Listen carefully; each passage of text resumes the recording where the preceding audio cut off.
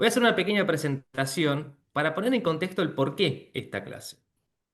Algo que seguramente hayan visto, o por lo menos se habrán enterado por las noticias, es lo que fue el streaming del CONICET en las profundidades del mar argentino, que con frecuencia los científicos a cargo de la transmisión decían algo que es espectacular.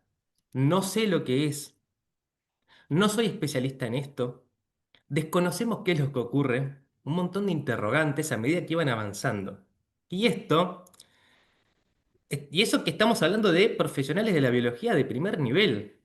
Y esto debe ser espectacular y debe ser tremendamente valorado porque no hay nadie que tenga todas las respuestas y cuanto más sabemos, somos conscientes de nuestra propia ignorancia. Entonces, probablemente lo que suceda hoy es que terminemos la clase dándonos cuenta que sabemos mucho menos de lo que creíamos. Y esto pasa porque, por suerte, el conocimiento avanza muy rápido, muy rápido. Todo el tiempo se publica nuevo conocimiento. Y el problema no es no saber todo acerca de algo, sino que lo peor que nos puede pasar es dejar de ser curiosos.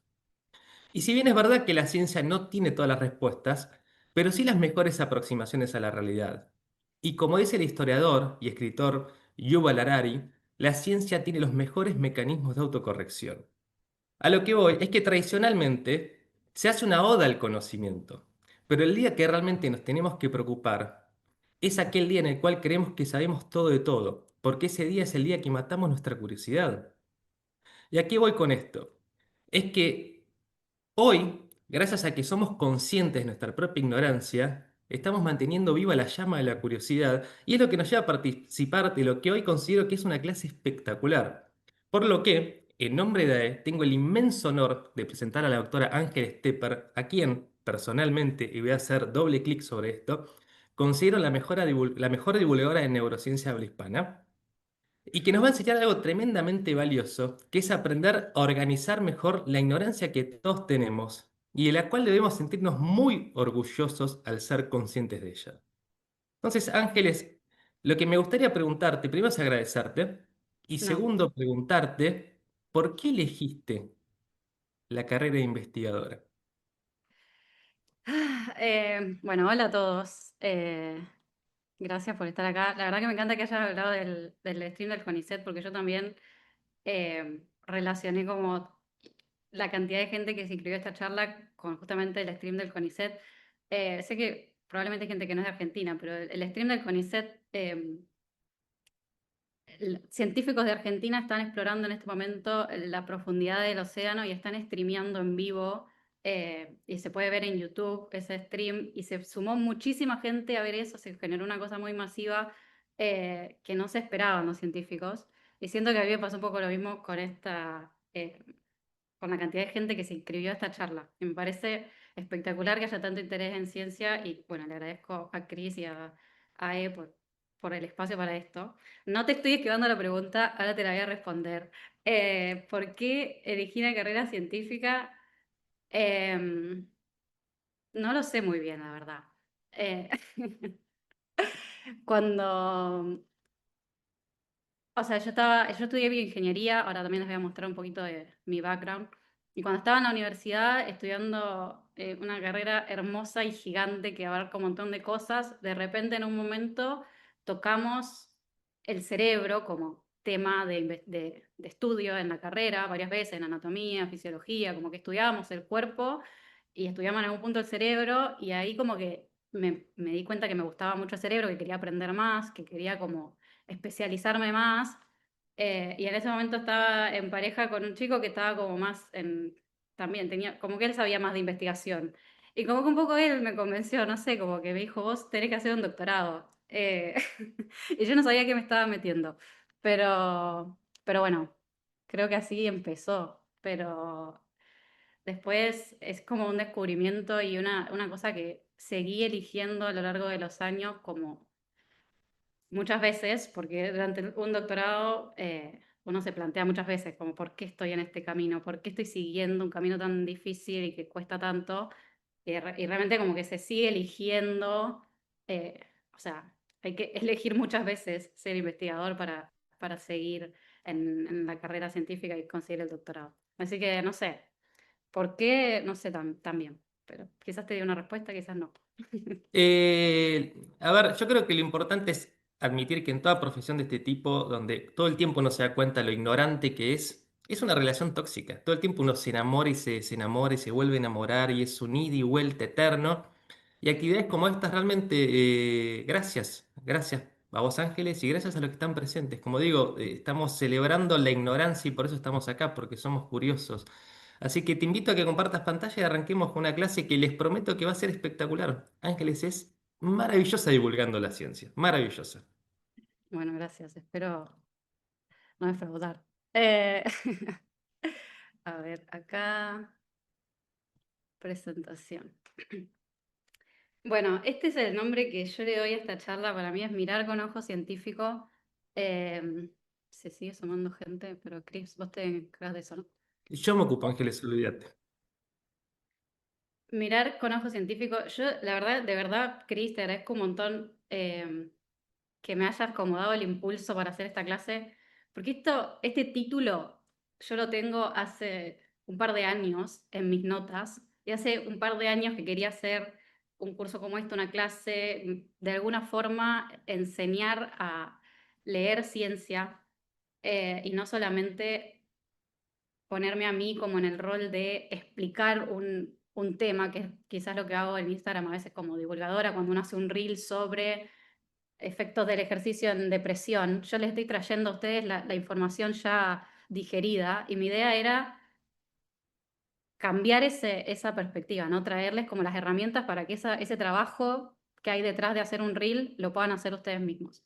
Entonces, nada, gracias por el espacio y me encanta que tanta gente se haya ocupado porque demuestra que este es como el camino, siento yo. Ahora, yo no quiero que esto sea una clase expositiva donde yo solamente hablo y ustedes están ahí escuchando pasivamente.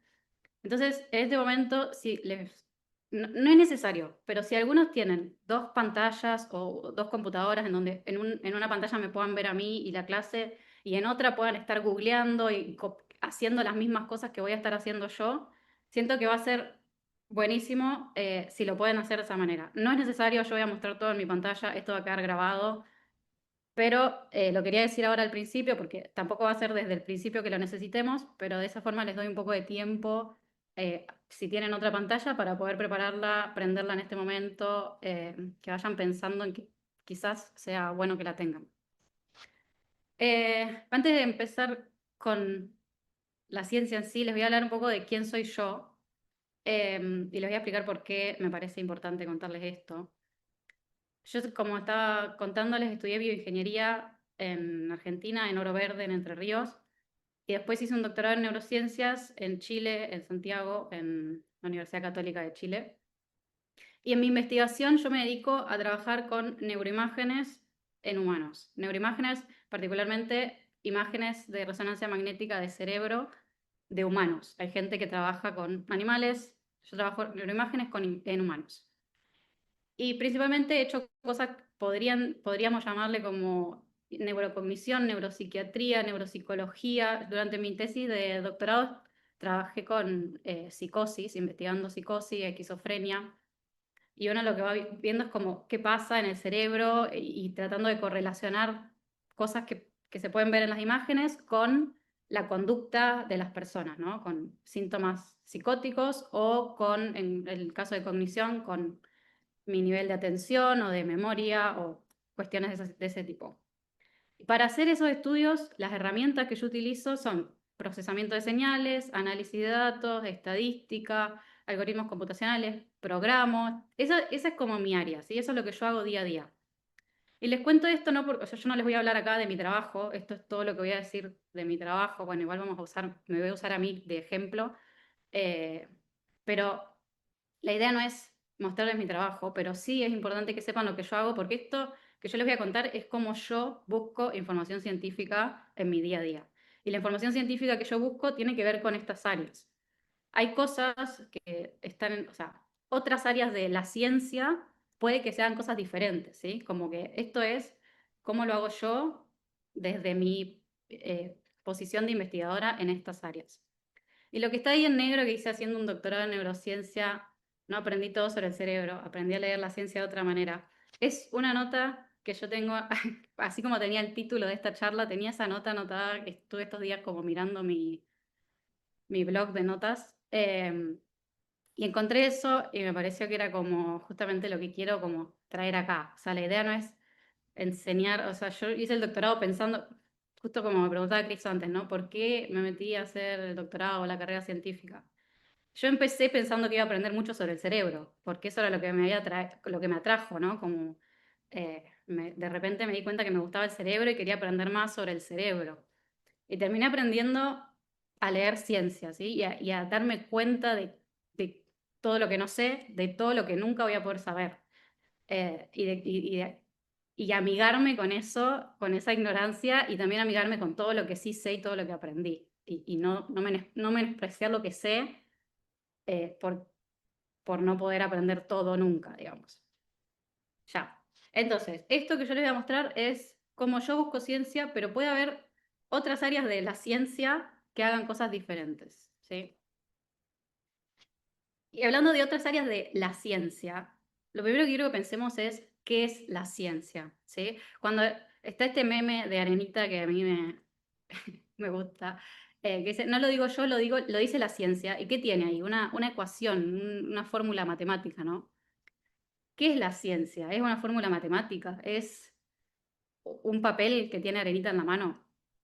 Em, yo busqué el origen de la palabra ciencia, viene del latín, significa conocimiento o saber.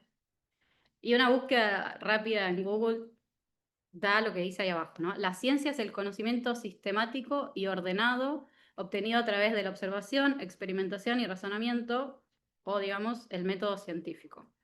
Pero la ciencia, entonces, es una definición abstracta, ¿no? No es una cosa, es el conocimiento sistemático y ordenado. ¿Y dónde está la ciencia?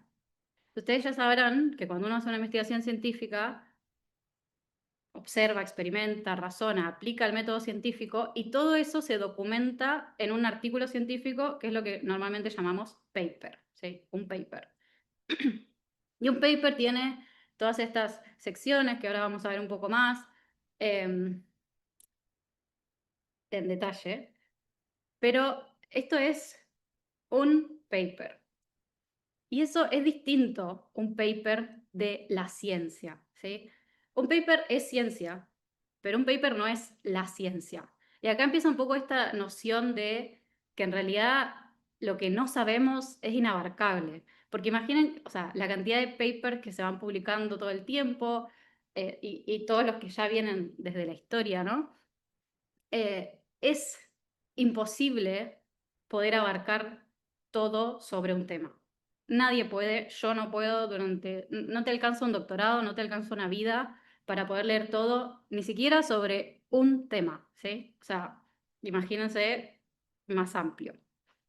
Y yo esto, que ahora lo pongo así y como en una diapositiva tan simple, el proceso de entenderlo realmente a mí me costó mucho. Cuando yo estaba estudiando bioingeniería, una historia que siempre cuento es que yo tenía un grupo de amigos donde nos gustaba como la ciencia.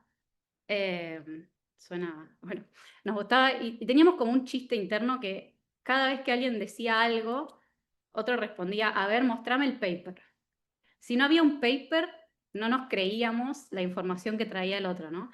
Si yo decía no porque vi en Facebook, en esa época no había Instagram, algo, eh, la respuesta iba a ser, a ver, mostrame el paper, a ver, mostrame el paper. Y todos como que teníamos ese chiste.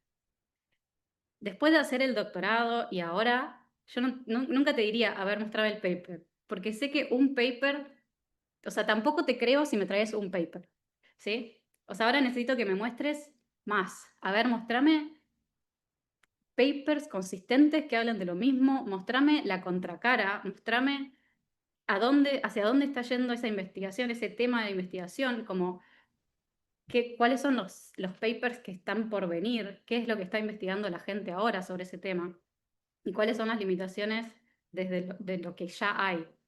Entonces, un paper es ciencia, pero un paper no es la ciencia, ¿sí? Y quiero que siempre que lean un paper lo tomen de esa forma. Esto es una investigación científica y todas las investigaciones científicas tienen sus limitaciones, por más bien hechas que estén, también vamos a ver ahora un poco más de eso, ¿sí?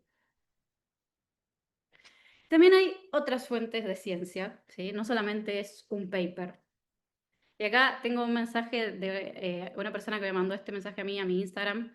Si está acá, espero que no se lo tome a mal. Em, pero me manda este mensaje que dice, ¿viste el estudio de Nazaret Castellanos? Nazaret Castellanos, no sé si la conocen, es una neurocientífica y divulgadora, si no me equivoco es española. Y dice, ¿viste el estudio de Nazaret Castellanos y el cerebro materno? La busco y te la paso. Lo hizo con otra mujer que no me acuerdo el nombre. Y lo que me pasa acá a esta persona es un curso grabado de cerebro y maternidad. Pero cuando me habla del mensaje me dice, ¿viste el estudio? ¿Sí? Un curso no es una investigación científica. Un curso puede estar basado en evidencia científica, puede ser hecho por una investigadora y esa investigadora puede organizar la información científica para dar su curso, quizás incluye investigaciones de su propia autoría, quizás no, no lo desconozco, la verdad. Pero no me quiero centrar en el caso específico de este curso, sino en general, ¿no? Un curso es diferente a una investigación científica. Puede estar basado en evidencia, eh, o no, puede haber cursos de distintas, por eso siempre es mejor confiar en instituciones como Asociación Educar, que tengan realmente un interés de enseñar basado en evidencia. Y lo que dice una científica en redes tampoco es un estudio, incluida yo, ¿sí? Y Nazaret Castellanos, todo lo que cualquiera diga, siempre está teñido por la subjetividad de la persona. Nadie puede saberlo todo y nadie puede ser completamente objetivo, ¿sí? Así como, o sea, Nazaret Castellano no se puede haber leído todos los papers que existen sobre cerebro y maternidad, o no sé, ¿sí? O no puede saber todos los detalles. Yo, por ejemplo, se publicó hace poco un paper en Science que hablaba sobre la neurogénesis. em, y yo me detuve un poco a leerlo y de verdad dije, ay, no, ya, o sea, leí el abstract, entendí como el mensaje, pero yo quería entender realmente los métodos y lo tuve que abandonar porque no tenía, o sea, era una cosa que estaba haciendo como extra, como hobby. Y realmente eran métodos que se escapaban mucho a mi expertise, era una cosa muy molecular, muy biológica, y era algo que no podía entender rápido y que, bueno, no era para mi trabajo, entonces podía no leerlo.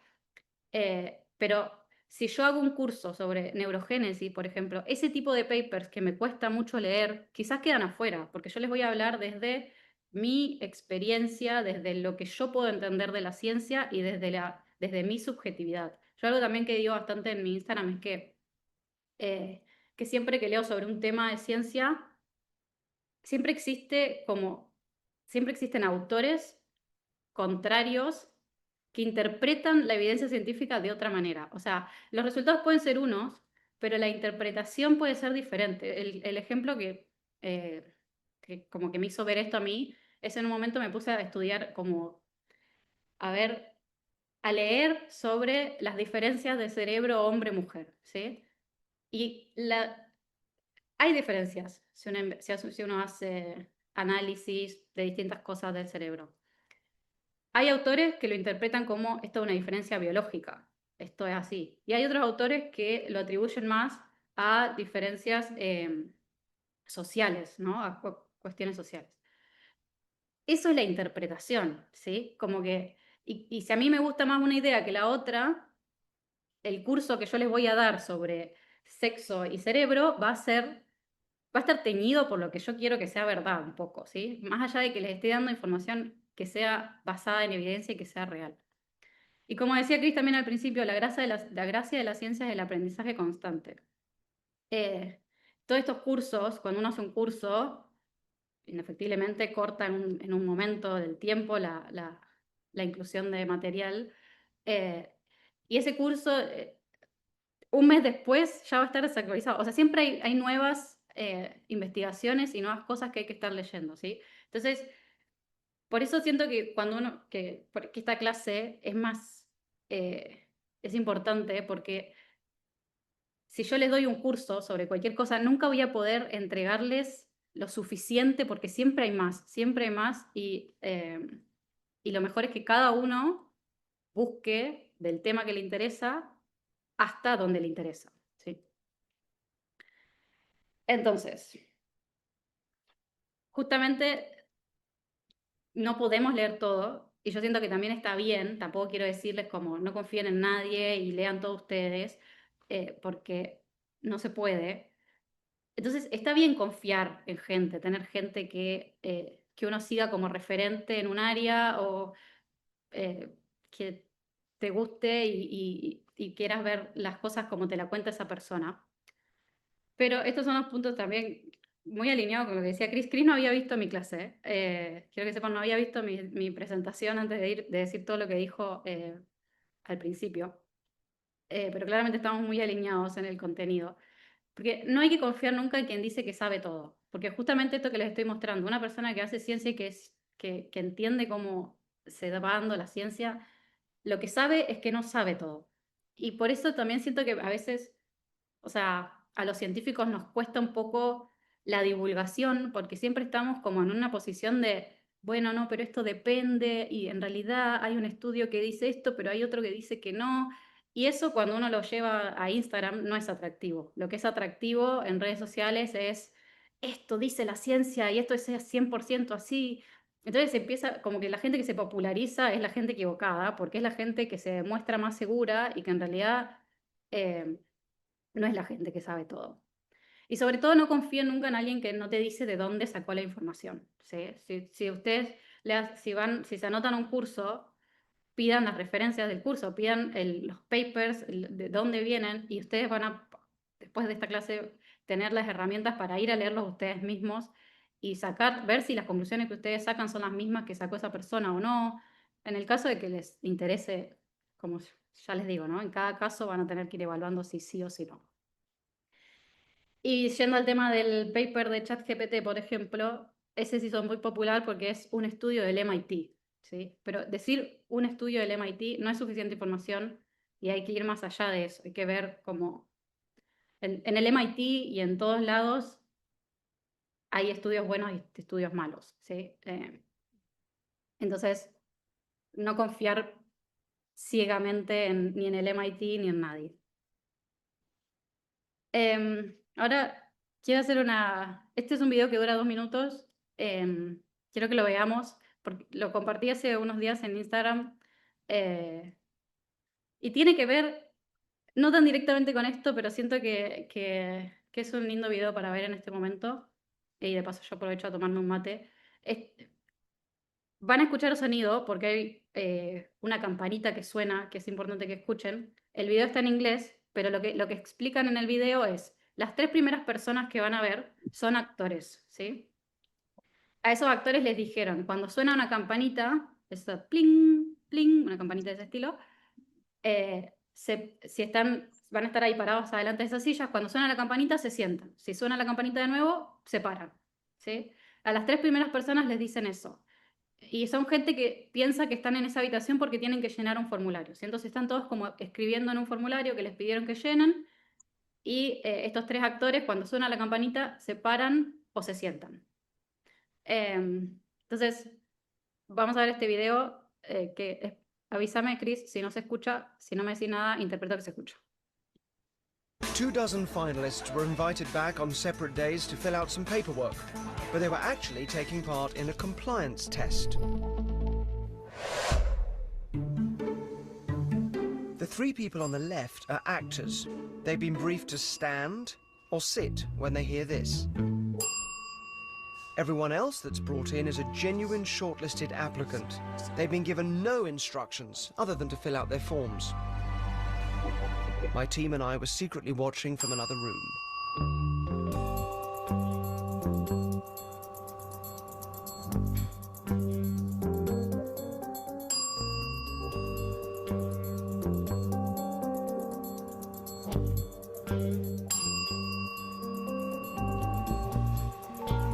The more socially compliant a person is, the more they're likely to look to others for signs of how to behave. This is going to be your spot. And the more people, the greater the pressure to join in. In this case, whether to stand or sit.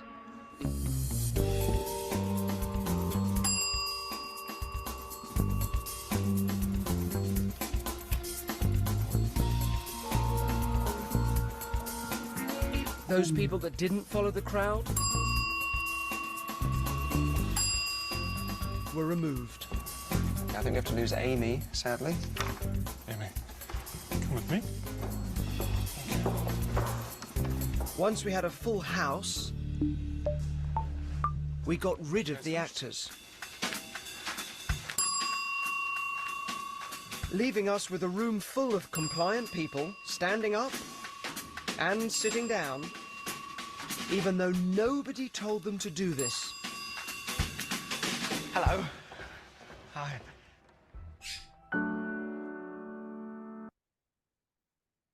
Bueno, entonces lo que pasa en el video, los 3 primeros personas son actores que tienen la instrucción de pararse o sentarse, se va sumando gente y se van sumando esa instrucción sin saber por qué. Y al final sacan a los actores y la gente sigue respetando esta regla sin saber por qué, sin que nunca nadie les haya dado una regla.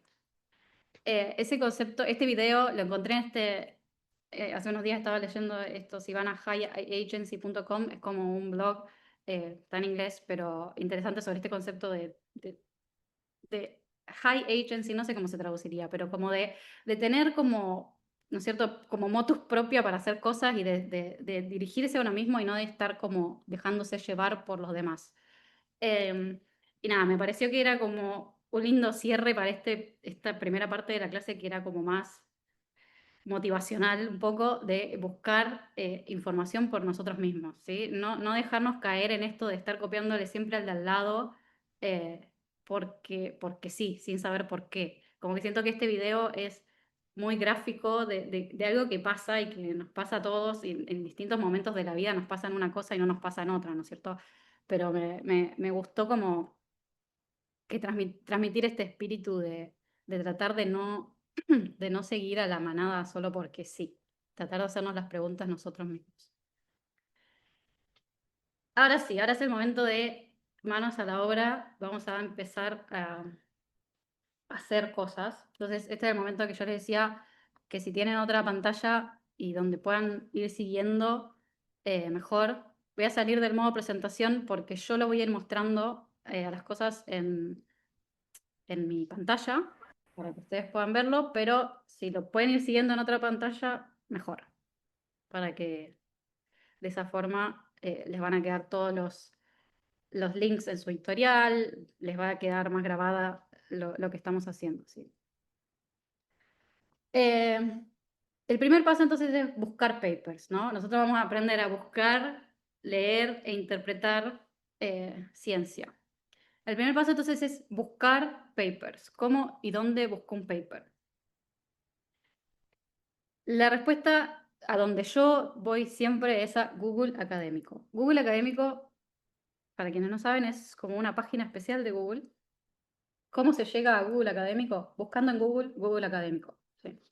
Yo busco en Google, Google Académico o Google Scholar, como se llama en inglés. ¿Sí? Tenemos acá las dos opciones. Y me aparecen esta página. Hago clic en Google Académico y estoy en Google Académico. En Google Académico yo puedo buscar cualquier cosa, así como puedo buscar en Google. Por ejemplo, vamos a buscar Brain Cognition.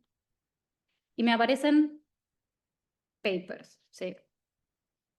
Cuando veo esto, lo que veo acá es el título del paper, en este link azul, acá es el título. Después voy a tener acá los autores, en este caso un solo autor, acá tenemos una lista de autores. Después tengo el nombre de la revista donde está publicado este artículo, el año donde fue publicado, y tengo, bueno, un pedacito del abstract, del resumen, de lo que me vaya apareciendo acá. Otra cosa que ustedes pueden buscar acá, y que es lo que yo quiero que busquemos hoy, es gente, ¿sí? La mayoría de los investigadores no es necesario, no es 100% necesario, pero la mayoría tenemos un perfil en Google Scholar,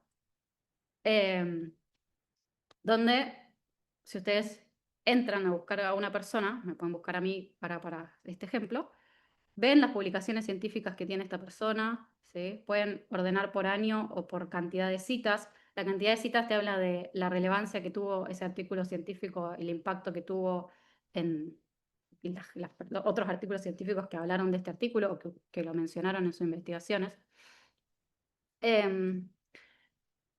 Entonces, esto es algo que pueden usar para ver cuando vayan a confiar en una persona, a ver qué es lo que hace esta persona, cuáles son sus investigaciones, a qué se dedica. Volviendo al Google Académico donde puse mi nombre, acá me aparecen también los papers en los que yo estoy como autora. Uy. Ven que me aparece acá en negrita. Esos son los mismos que aparecen en la lista que les mostré recién de autora. Pero les voy a mostrar desde acá, porque de esta forma es como si ustedes buscan cualquier tema que a ustedes les interese, lo que van a ver es una lista de papers como esta, ¿no es cierto? Como les mostré recién en la búsqueda anterior. Entonces tenemos el título de un paper, la lista de autores, la revista y un pequeño resumencito, un brief, no sé cómo se dice eso. Ahora, si abro alguno de estos papers, voy a ver cosas así, así, así, ¿sí? Se voy a volver a la presentación. Acá tengo la búsqueda que hice con mi nombre. Y después acá lo que hice es voy a sacar capturas de pantalla de eso que les estaba mostrando recién, ¿no? De distintos papers que fui abriendo de mi lista de papers.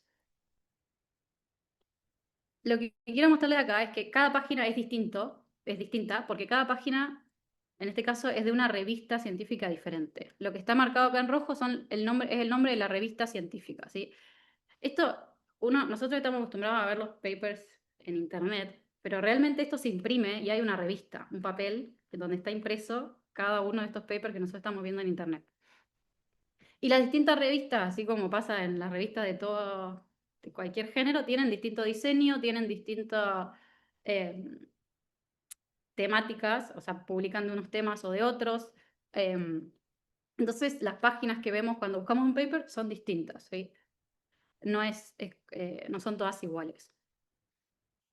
Y es importante saber cuál es la revista que estoy leyendo, porque hay un tema que es la revisión de pares.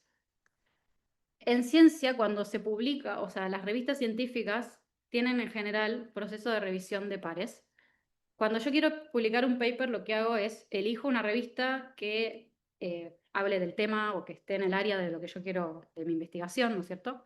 Por ejemplo, esta investigación tiene que ver con esquizofrenia, entonces la mandamos a Schizophrenia Bulletin, ¿sí? Como algo que esté alineado con la investigación que yo quiero, porque que le interese a la revista publicar mi trabajo.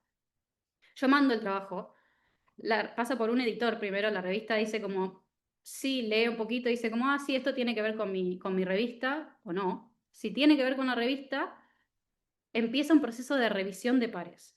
Eso significa que la revista contacta a otros científicos que no son autores de esta publicación, pero que conocen del mismo tema, porque tienen publicaciones en áreas similares, en temáticas similares, y esos otros científicos leen mi trabajo y me lo critican, ¿sí? Después a mí me llega la respuesta de los revisores donde me dicen, mira, ¿por qué no hiciste esto? O ¿por qué no agregas este otro análisis? O ¿por qué no cambian esto? Y te critican distintas cosas que le parecen de la investigación o que les parece que falta o que les parece que podrías hacer con los datos que tenés. Y esto puede ser un ida y vuelta entre autores y revisores hasta que los revisores deciden aceptar o rechazar el artículo para que se publique. Esto asegura que lo que yo estoy leyendo no haya pasado solamente por los autores, sino que haya habido por lo menos otros científicos que hayan dado el visto bueno a la investigación, ¿sí? Entonces siempre es bueno chequear que la revista que estoy leyendo sea una revista con revisión de pares. Porque obviamente los científicos, antes de científicos, también somos seres humanos y pasan cosas, ¿no es cierto? Hay intereses de todo tipo. Y existen lo que se llama, por ejemplo, predatory journals, que son revistas que publican sin revisión de pares, donde uno solamente paga y publican tu artículo científico. A todas las revistas, los autores tenemos que pagar para publicar. Los científicos no somos muy inteligentes en los negocios. Nosotros hacemos el trabajo, le pagamos a la revista para que lo publique. La revista después le cobra a los que leen y la revista tampoco le paga a los científicos que hacen la revisión de pares, ¿sí? Pero bueno, ese es otro tema. Hay predatory journals que publican sin revisión de pares, simplemente uno paga y se publica. Entonces, es bueno estar atento y chequear si la revista que yo estoy leyendo tiene este proceso de revisión de pares o no. ¿Cómo chequeo si tiene revisión de pares? Simplemente busco en Google o entro a la página de la revista. Por ejemplo, en este caso, en una de mis investigaciones, está publicado en Neuroimage Clinical. Entonces, busqué en Google Neuroimage Clinical Peer Review, que es como se dice revisión de pares en inglés. Y acá me aparece que sí, que es una revista con revisión de pares. También existen listas como listas negras de revistas que son de este tipo de predatory journals que les decía antes. Pero algo que también quiero aclarar es que no tener revisión de pares no es determinante de que el estudio es malo, ¿sí? O sea, pero es un indicador, ¿no es cierto? Es una alerta de que, ok, esto solamente lo vieron los científicos que lo hicieron, no lo revisó nadie más, o no pasó por otros científicos antes de ser publicado. No necesariamente quiere decir que sea malo, puede haber otras cosas que hayan pasado en el medio. Puede ser que alguien no sabía que era un predatory journal donde lo estaba publicando. Por eso les decía antes que se paga a todas las revistas, ¿sí? Pero siempre es bueno como chequear eso. Ok, entonces yo encontré el paper, lo fuimos a buscar a Google Académico, abrí la página, estoy en la revista, sé cuál es la revista, hice el proceso de chequear si la revista es buena. Y el primer problema que aparece después de eso es que no todos los papers son open access, ¿sí? Open access significa que es gratuito para que lo lea cualquier persona. No todos los papers son gratuitos. En general, en muchos casos, solo el resumen, el abstract, es gratuito. Por ejemplo, acá tengo dos de las publicaciones que les estaba mostrando recién, de mis publicaciones. Esta que está a la izquierda, acá dice Open Access, esta es abierta para cualquier persona, pero esta de la derecha dice Get Access, ¿sí? Vamos a buscar, esta es la que dice Get Access, por ejemplo. Si yo hago clic acá en Get Access, puedo comprar y me sale $36 leer este artículo académico. Obviamente no vamos a pagar, y mucho menos desde Latinoamérica, $35 por leer un artículo científico, que ya sabemos que no es la ciencia, simplemente es un artículo científico. Hay formas de acceder a los papers de otra forma, ¿sí? Estas son algunas de las soluciones que yo les puedo ofrecer. La primera, y que la verdad no lo descubrí hace tanto tiempo. Cuando estoy acá en Google Académico, tengo la lista de papers. Este es el que recién les mostré, que es este, que no es Open Access. Y acá, si se fijan, acá tenemos estos botoncitos en azul. Este botón citar es el que yo uso cuando les dejo las referencias en Instagram. Copio esto, que es el nombre del artículo, en un formato de referencia científica, y también lo pueden usar para dar su lista de referencias. Pero acá al final hay un botón que dice las 14 versiones. Hago clic ahí y me aparece, o sea, Google me busca en otros lugares el mismo artículo científico.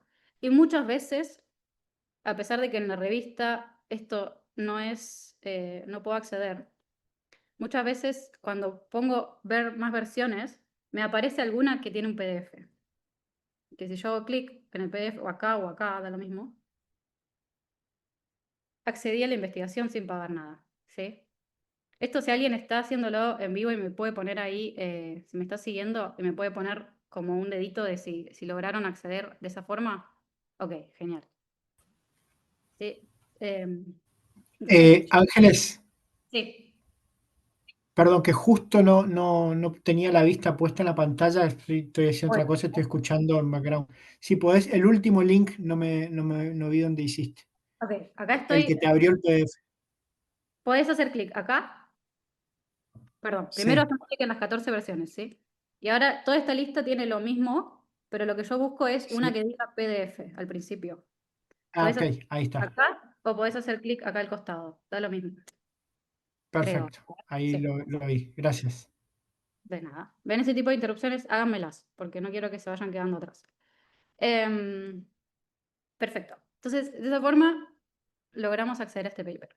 Eso no va a funcionar con todos los papers, ¿sí? Funciona en muchos casos y es una forma muy fácil de acceder, pero no funciona en todos los casos. ¿Qué otras formas hay de acceder? Entonces, como se fijan acá, cuando yo pongo Get Access, también me dice que acceda mediante mi institución.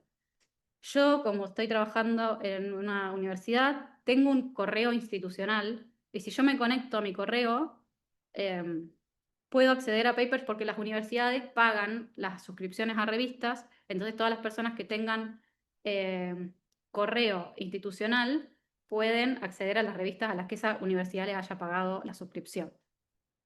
Entonces, en general, yo estando acá en una universidad en Estados Unidos tengo acceso a muchas, o sea, casi que a todas las investigaciones que quiero acceder, puedo acceder. Entonces, la solución que yo les puedo traer es, mándenme un mail a mí, si no pueden acceder a un paper, a mí o a cualquier persona que ustedes conozcan que tenga un correo institucional, y le dicen, che, estoy tratando de leer este paper y no puedo acceder. ¿Te puedes fijar si lo puedes acceder y mandármelo?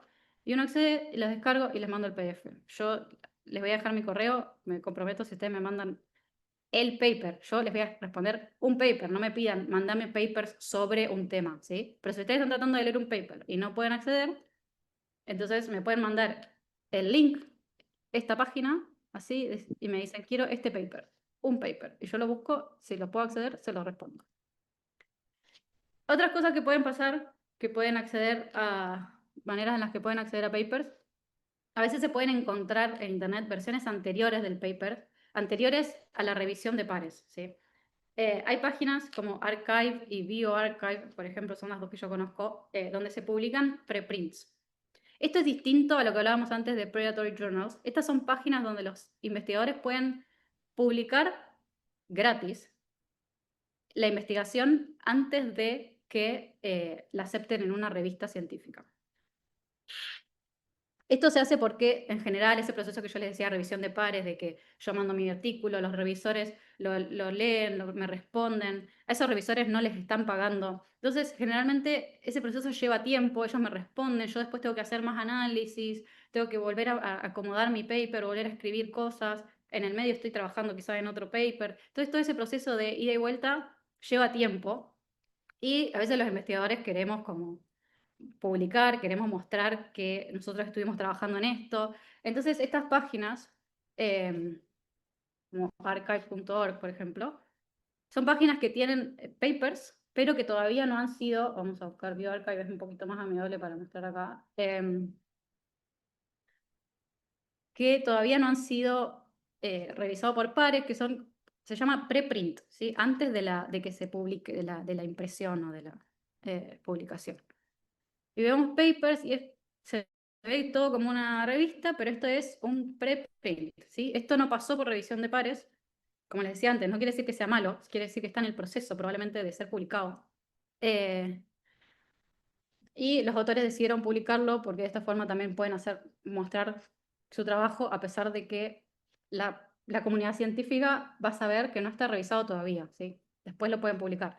Hay algunas revistas que no permiten que uno publique el preprint antes de publicarlo, porque son como revistas que quieren ser más exclusivas y quieren tener como la primicia. Entonces, como que hay algunas cosas, no todos los autores deciden publicar un preprint, pero esos en algunos casos están y esos son gratuitos, se puede acceder. La otra solución, si yo no les respondo, si el ver las otras versiones no funciona porque no hay un PDF, si todas esas opciones anteriores no funcionan, se puede mandar siempre un mail a los autores. Los autores, esos $35 que vimos que sale el paper, a los autores les llega 0 pesos, ¿sí? Eso va para la revista. Entonces, en general, los científicos queremos que se lea nuestro trabajo, y si alguien me escribe un mail y me pide un paper, se lo voy a responder y se lo voy a mandar. Y en todas las investigaciones existe lo que...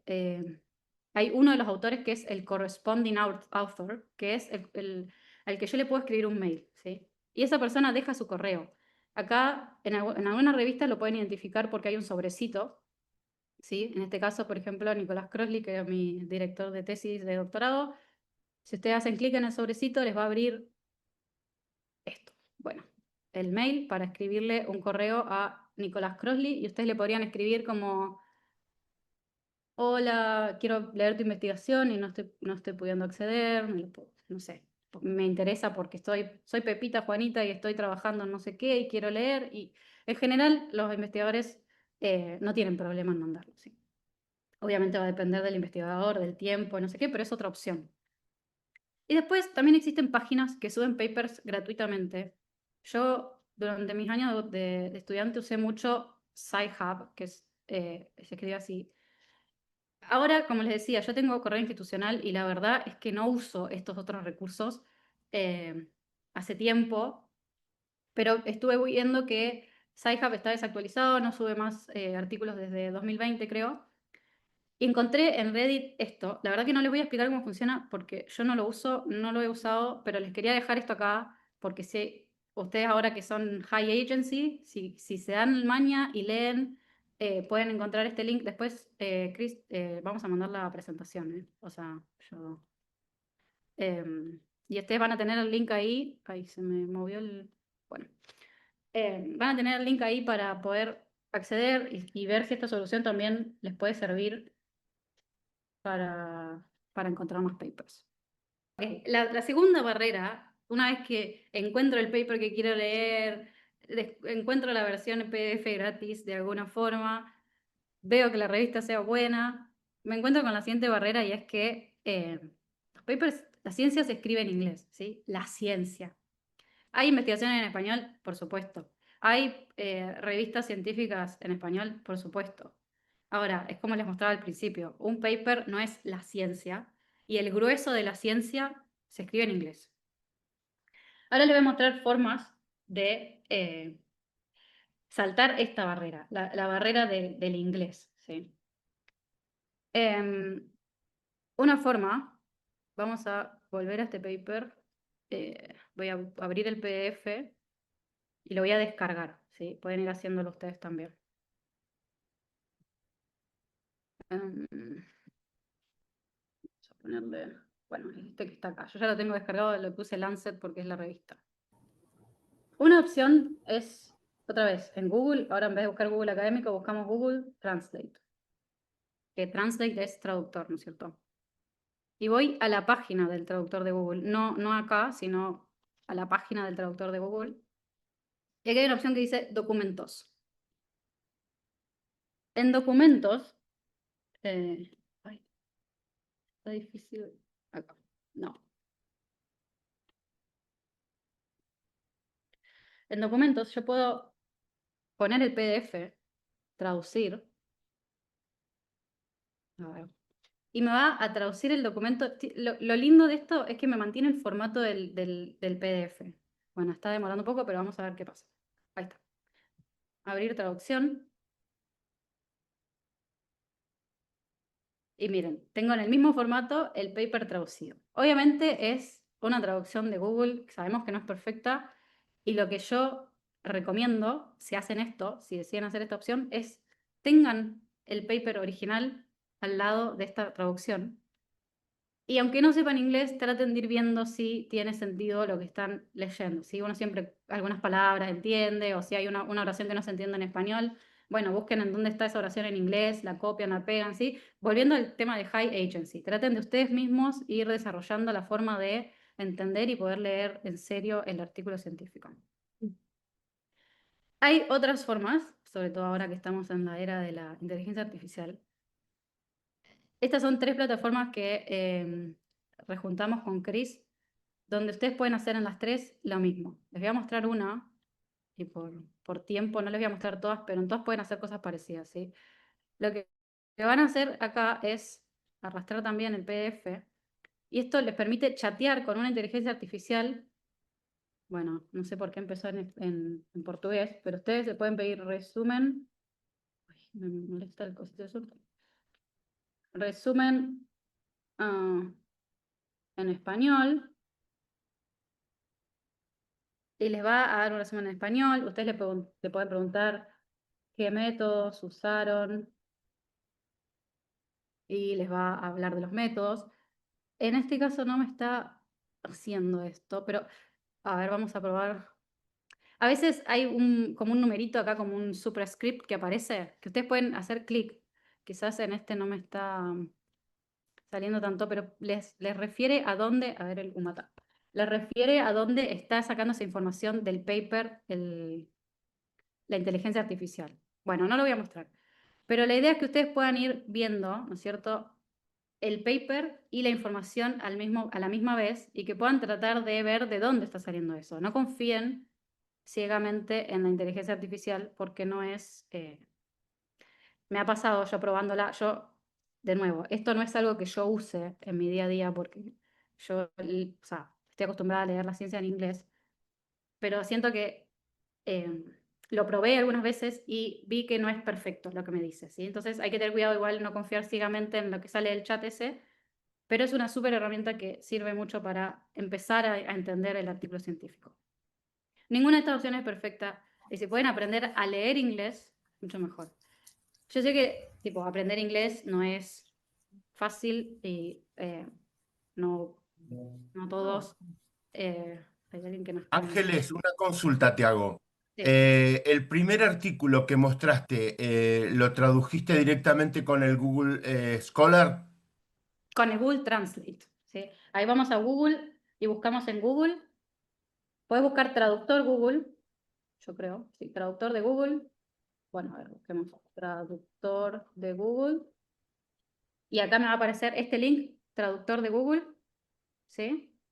Acá hago clic, me lleva a esta página y acá voy a documentos. Y en documentos puedo entonces arrastrar el archivo o poner el archivo que yo quiero traducir y lo traduzco. Nunca, o sea, volvamos al concepto de high agency. No le crean ni a la persona que está sentada al lado porque sí, que se pare cuando baja suena la campanita porque sí, ni a lo que diga la inteligencia artificial, aunque esté 100.000% refinada, ¿sí? Tratemos de nosotros ir buscando y seguir, aunque, o sea, cuanto mejor sea la inteligencia artificial, mejor, obviamente, pero busquemos ir a la fuente nosotros y leer. Y cuando digo aprender a leer inglés, si ustedes, como profesionales, que la mayoría de ustedes me dijeron que son, yo les prometo que si ustedes empiezan a leer papers de su área, no hace falta que sepan un montón de inglés, los papers de su área van a ser siempre muy parecidos en el lenguaje que utilizan. Entonces, con que ustedes aprendan el lenguaje de inglés que se usa en el área de ustedes, no hace falta que sepan hablar inglés, no hace falta que sepan entender una tonada distinta de un lugar, que esas son las cosas más difíciles, siento yo, de aprender otro idioma. Leer lo pueden hacer a su propio tiempo, pueden estar usando estas herramientas, pueden comparar, y de verdad que si aprenden a leer la bibliografía en inglés de su nicho de investigación o de interés profesional, les va a abrir un montón de puertas a poder leer mucha más ciencia, ¿sí? No estar como atrapados en eso. Pero estas herramientas siento que son muy buenas para empezar y a poder estar como estudiando a la vez que estudian el tema, estar comparando el inglés con el español y ver cómo se van contando las cosas en su área de investigación. Ok, ahora vamos a pasar a las partes de un paper, ¿sí? Yo ahora entonces ya buscamos el paper, logramos acceder, verificamos que la revista sea buena, lo tradujimos o tenemos nuestra inteligencia artificial ahí para poder preguntarle, ¿qué le preguntamos? O cómo se lee un paper, cuáles son las partes de un paper. Yo les mostré esto al principio. Estas son las partes de todo artículo científico, se divide en estas partes. Tenemos un título, que es lo que les mostraba que aparece en Google, la lista de autores, la afiliación de los autores, o sea, en qué universidades trabajan o en qué algunos pueden trabajar en una empresa y entonces va a aparecer ahí, en general aparecen listas de universidades. El abstract, que es el resumen del paper, que resume todo lo que se hizo y los resultados. Esto, la verdad, author summary no es tan común, ¿sí? Esto es como si hay un autor solamente y como que la revista quiere decir quién es ese autor y especificar más información, pero esto no es común.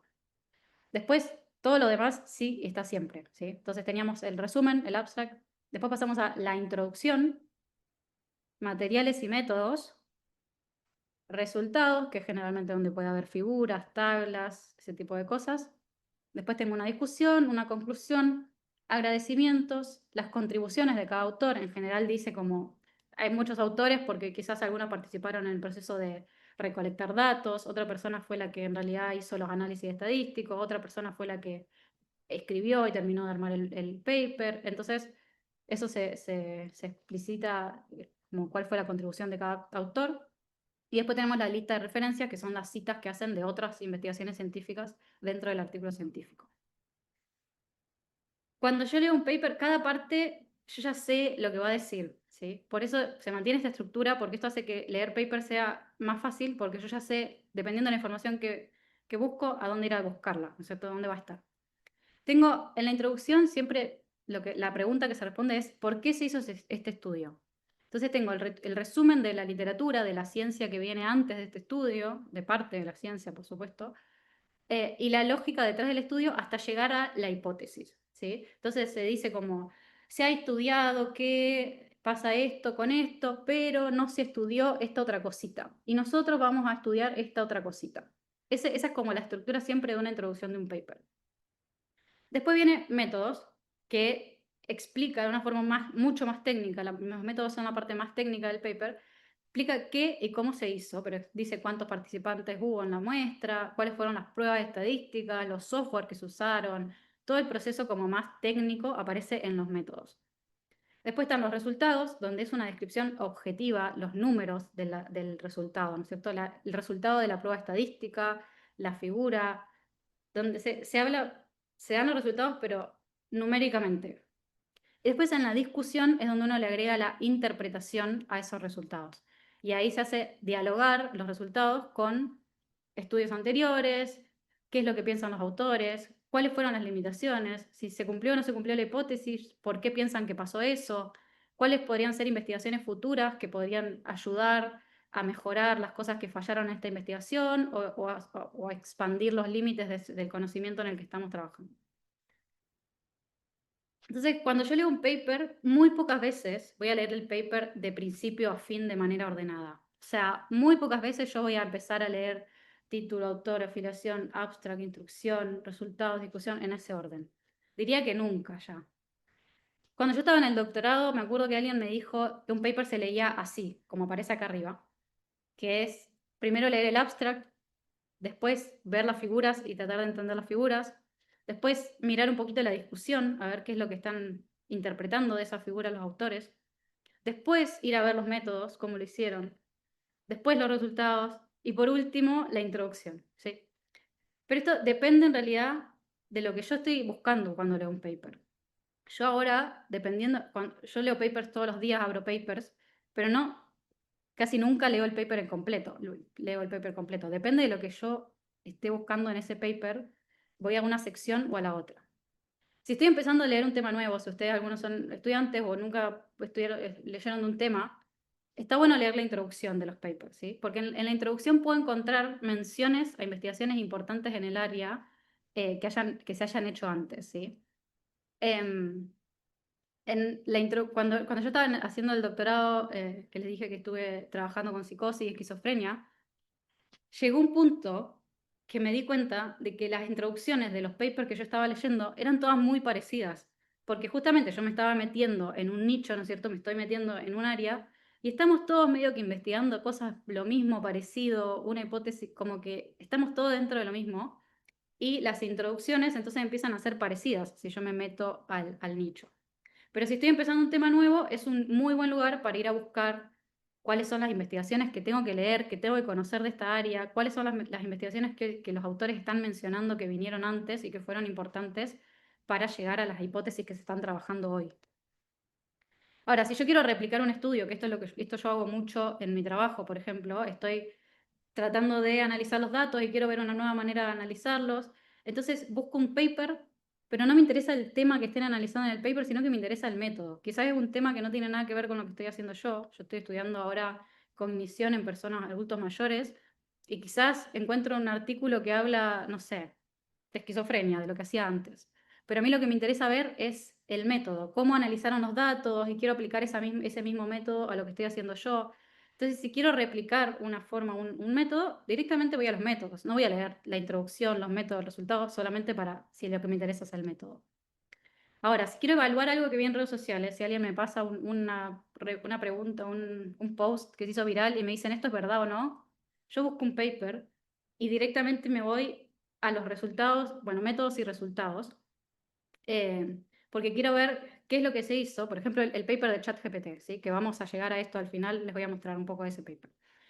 Si quiero ver qué hicieron, digo, si ese estudio se hizo muy popular, yo lo descargo y lo primero que voy a ver es a ver qué hicieron y qué resultados tienen. Y solo me interesan los resultados porque a la interpretación se la quiero dar yo. Quiero ver si lo que se está replicando en Instagram es lo que de verdad se dice o resultó en los métodos en los números, en los resultados numéricos del paper.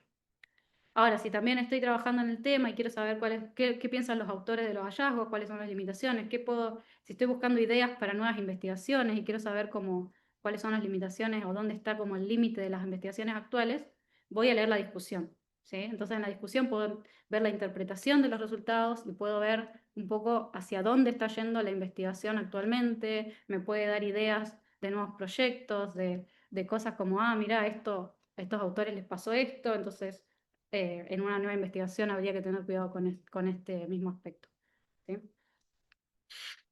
Entonces, lo que leo y cómo leo el orden del paper depende de para qué lo estoy leyendo. Y eso lo tienen que evaluar ustedes caso a caso. Ahora, interpretando ciencia, en este paso lo que quiero contarles es que no todas las investigaciones son iguales, ¿sí? Las investigaciones, hay muchas formas de hacer investigaciones y el nivel de evidencia que aporta, como que se van complementando y se van sumando, ¿sí? Y hay investigaciones que son más fáciles y que uno empieza por ahí, y si se van cumpliendo las hipótesis, entonces voy explorando más a fondo y voy invirtiendo más dinero en investigaciones más grandes y que me permitan estudiar en más detalle. Esto no es una lista exhaustiva de los tipos de investigaciones, ni mucho menos. Esto es algo que hice yo medio así a la rápida con las cosas que yo tiendo a mirar en un paper, ¿sí? Y quiero hacerles como algunas distinciones. Hay investigaciones que son observacionales y hay investigaciones que son experimentales. La diferencia de estas dos es si el investigador está haciendo algo sobre la gente o no. En la observacional, justamente, solo observo a la gente, no intervengo de ninguna manera, solamente tomo datos, ¿sí? Te puedo hacer un test, te puedo sacar sangre, dependiendo de lo que esté estudiando, pero no te estoy dando un medicamento, no te estoy pidiendo que cambies tu conducta de ninguna forma, no estoy haciendo nada, solo te observo y estudio lo que saco de ahí. En cambio, en el caso experimental, va a haber o te doy un medicamento para ver qué pasa, o te pido que salgas a correr todos los días para ver qué pasa. Entonces estoy cambiando tu conducta, estoy haciendo un experimento de alguna forma. Después, en función del tiempo en que tomo las muestras, en que colecto los datos, puedo tener estudios transversales o longitudinales, ¿sí? Transversal es que yo hoy les pido a todos ustedes una muestra de sangre y tengo la muestra de sangre de un día para todos ustedes, ¿sí? Es un estudio que tomé los datos en un solo día. Cambio longitudinal, les pido la muestra de sangre hoy y dentro de un mes les pido de nuevo la muestra de sangre a las mismas personas, entonces tengo 2 puntos en el tiempo, o puedo tener más, que me permiten ver cómo va cambiando, si hay variaciones o no, y obviamente esto me da más información que un solo punto en el tiempo, ¿no es cierto? Pero también es más caro porque tengo que hacer varias muestras. Después, en los estudios puedo tener un grupo control, o puede ser, por ejemplo, en un estudio de cohorte, solo sigo a un grupo de personas y voy viendo cómo evolucionan, qué pasa, cuáles se enferman, cuáles no se enferman. Cuando tengo un grupo control, voy a comparar, por ejemplo, pacientes con personas sanas, o a un grupo le pido que salga a correr, al otro no le pido nada, entonces puedo comparar. En general, hay una característica que cuando tengo dos grupos se busca, por ejemplo, en ese caso de que les pida que salgan a correr a un grupo y al otro no, se busca que los grupos se dividan aleatoriamente. Lo ideal, digamos, es que se dividan aleatoriamente, no que yo solamente les deje a ustedes como, bueno, salgan a correr los que les guste correr. Porque de esa forma quizás hay algo más en ustedes que es distinto porque les gusta correr y que no es el efecto de salir a correr, sino que puede mezclarse con otras cosas. En cambio, si yo tengo dos grupos y yo aleatoriamente digo, bueno, Rocío va a ir a correr, Roberto se va a quedar en la casa, Cristian va a ir a correr, el mundo se va a quedar en la casa, aleatorio. Entonces hay menos chances de que las ganas de ir a correr o cosas, cuestiones de gustos impacten en los resultados. Entonces se busca que los grupos se dividan aleatoriamente. Esto puede darse como en distintos niveles, puede haber mezcla de todos estos estudios, estas características que les estoy diciendo. Y después también algo que a mí me gusta resaltar es que existen estudios que se llaman reviews o metaanálisis, también scoping reviews. Hay cosas diferentes, pero en general son estudios que reúnen y sintetizan resultados de muchos estudios anteriores, ¿sí? Por ejemplo, por ahí yo hice un estudio observacional sobre un tema y sobre el mismo tema otro grupo hizo un estudio experimental. Entonces, en un review ponen todo junto y dicen como, mira, pasó lo mismo o no pasó lo mismo, en este estudio se vio esto, en este se vio otra cosa distinta, y se pone más en comunicación toda la ciencia que va pasando. Acá tengo como un ejemplo de cómo podría ser el avance en estudios de este tipo de estas características y cómo se va acumulando la evidencia y la información. Por ejemplo, puedo empezar de arriba para abajo, vamos a ir con un estudio observacional transversal, o sea, solo observo y tengo una sola medida en el tiempo. Esto le pedí a ChatGPT que me diera un ejemplo, ¿sí? El ejemplo es, hago una encuesta a 10.000 adolescentes donde mido el uso de redes sociales y los síntomas de ansiedad. Yo puedo ver, quizás el resultado de mi investigación puede ser que existe una correlación entre la gente que mira más redes sociales tiene más ansiedad. Ahora, correlación no prueba causalidad, ¿sí? Puede ser, por ejemplo, hay muchos ejemplos en internet de correlaciones espurias, que son cosas que sabemos, a ver, por ejemplo, hay una que es el consumo de chocolate per cápita en un país se relaciona con la cantidad de premios Nobel en ese país. ¿Ustedes creen que consumir más chocolate te hace ganar el premio Nobel? Probablemente no, ¿sí? Si no estaríamos todos comiendo chocolate para... también hay otro que es más claro, por ejemplo, que el consumo, la venta de helados se correlaciona con las mordeduras de tiburones, acá en playas de acá donde hay tiburones, ¿no? Por supuesto, no es que comer helado cause que los tiburones te vayan a morder, ¿no es cierto? El problema es que hay un factor confundente que es el verano, donde uno come helado y a la vez uno va más a la playa, y entonces estas dos cosas están correlacionadas, pero no es que comer helado causa que los tiburones te coman, te muerdan. Entonces, ese tipo de resultados en un estudio observacional, está bien, es interesante. El uso de redes sociales aumenta los síntomas de ansiedad. No sé si esto es verdad, esto es un ejemplo, no estoy diciendo que eso sea un estudio que se haya hecho. Pero eso solamente me muestra que hay una correlación. Puede ser que sea causal o puede ser que no. Ahora, si yo hice esa investigación, digo, y quiero seguir por esa línea y vi que hay una correlación, digo, a ver, pero entonces es por el uso de redes sociales y voy un poco más allá y hago una investigación un poco más cara. Entonces ahora en vez de hacer una observación transversal, hago un estudio observacional longitudinal y sigo a 2.000 adolescentes por 5 años. Si se fijan, no puedo seguir a 10.000, ¿sí? Puedo seguir a menos gente, pero ahora lo hago a lo largo del tiempo. Y esto tiene el problema de que voy a empezar con 2.000 y voy a terminar con 500 quizás, ¿sí? Como que siempre las estudios longitudinales tienen el problema de que la gente va dejando de participar porque se aburre, porque se muda, porque se pierde el contacto, lo que sea. Ahora, este estudio tampoco prueba que es sí o sí la causa del reuso de redes sociales. Me puede mostrar que primero me pongo ansioso y después, o sea, que primero aumentan los índices de ansiedad y después el uso de redes sociales, o al revés, o que se dan las dos cosas juntas, como que me ayuda a ver cómo van pasando esas cosas en el tiempo, pero lo mismo que los helados y los tiburones, puede haber otra cosa también que lo esté provocando.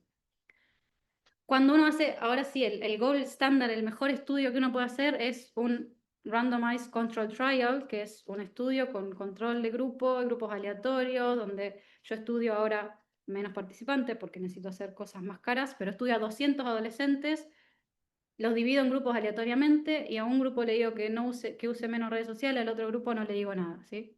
Entonces el grupo que no le digo nada es el grupo control y en el otro estoy haciendo un experimento, estoy controlando su uso de redes sociales. En este caso, si el grupo A reduce su su ansiedad, entonces digo, el uso de redes sociales, estoy viendo que hay una relación causal que provoca la ansiedad. Em, y después va a pasar que yo no soy yo solamente la única, quizás esto lo hice con adolescentes de Argentina y me dicen, bueno, pero quizás en Suiza no pasa lo mismo. Entonces mi investigación tiene sí o sí esa limitación y quizás, pero en mi grupo de adolescentes justo tenía muchas más mujeres o las que quedaron en el estudio eran más mujeres, no sé. Puede haber muchas limitaciones que va a hacer que muchos otros científicos estén haciendo lo mismo y que un solo paper nunca vaya a ser la ciencia, ¿sí? Por más excelentemente hecho que esté. Entonces, también van a pasar los años y alguien va a hacer una revisión sistemática, un scoping review, un meta-análisis, dependiendo de los métodos que use, donde van a resumir la información y van a poner, sintetizar los resultados de distintas investigaciones. Entonces, ahora, si ustedes quieren empezar a leer un tema nuevo, ¿sí? Si les interesa leer un tema nuevo, quieren, a ver, mira qué interesante, a ver si el uso de redes sociales da ansiedad, ¿qué buscarían para leer? Y les pregunto que pongan en el chat. Em, mientras tanto, mientras ustedes escriben, ¿cómo se invita? Bueno, eso lo vamos a responder al final. Claro, revisión. Reviews, exactamente. Yo cuando empiezo a leer un tema, cuando quiero hacer un post de Instagram y digo como, ay, a ver, ¿qué existe? Lo primero que busco es un review. Ahora, la persona que hizo el review también tiene sus subjetividades, esos autores también conocen cierta parte de la ciencia, van a dejar necesariamente afuera otros artículos que no conocen. Entonces, ni siquiera cuando estoy leyendo un review me quedo con un solo review, ¿sí? Trato de buscar 2 reviews, 3 reviews, a ver qué dice uno que piensa distinto, qué cosas puede haber, ¿sí? Siempre traten de ser lo más amplio posibles. Y ahora, esto es para que ustedes practiquen, yo me voy a tomar un mate, hay que estar atentos, ¿sí? Este es un estudio que lo que yo quiero que hagan ustedes ahora es buscarlo, como les enseñé a buscar un artículo científico hace un ratito, pues copian acá el nombre, van a Google, lo buscan. Este estudio concluye, esto que está acá a la derecha, el uso de paracaídas no reduce significativamente el riesgo de muerte o lesiones graves al saltar de un avión. Quiero que ustedes busquen el artículo y me pongan en el chat por qué. ¿Por qué los autores llegan a esta conclusión? No van a necesitar leer mucho, ¿sí? Busquen el artículo, lo scrollean un poquito y lo van a encontrar. Pero quiero que lo hagan para que practiquen todo lo que aprendimos hasta ahora. Traten de acceder, acuérdense de buscar, ver todas las versiones. Si es que no pueden acceder al artículo, busquen aquí dice PDF, traten de abrirlo. Y voy a esperar que en el chat me vayan contando si llegaron. No, salí por la puerta. No, a ver. Ay, no tenés tus zapatos puestos. Bueno. Ay, mutié. Eh, Eso, si llegan al artículo, me van escribiendo en el chat cuál es la trampa de este artículo. Mientras tanto bueno, les voy a dejar pensar, no quiero interrumpir, les voy a dar, son 10:20, les voy a dar 2 minutos para que hagan esto, ¿sí? A las 10:22 retomo la charla.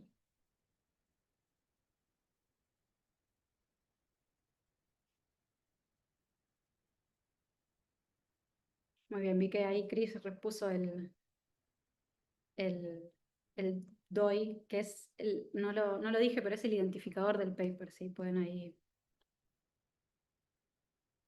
La consigna es buscar este artículo que aparece en la diapositiva y tratar el estudio concluye lo que dice ahí a la derecha en mi diapositiva, que el uso de paracaídas no reduce el riesgo de muerte o lesiones graves al saltar un avión. Y está bien hecho el estudio, pero quiero que vayan y vean por qué concluyen eso. Primera señal de alarma es el cartelito rojo, dicen en el chat. Muy bien. Igualmente, si ustedes entran en esa corrección, esto es algo que pasa a veces en los artículos, que de repente hay un error después de la publicación y lo corrigen. A veces puede ser si es un error grave, a veces se retractan los papers. En este caso, si entran ahí, van a ver que el error, la corrección de este paper es una cosa muy menor, como que había un error de tipeo, una cosa así. No ese es el problema del paper.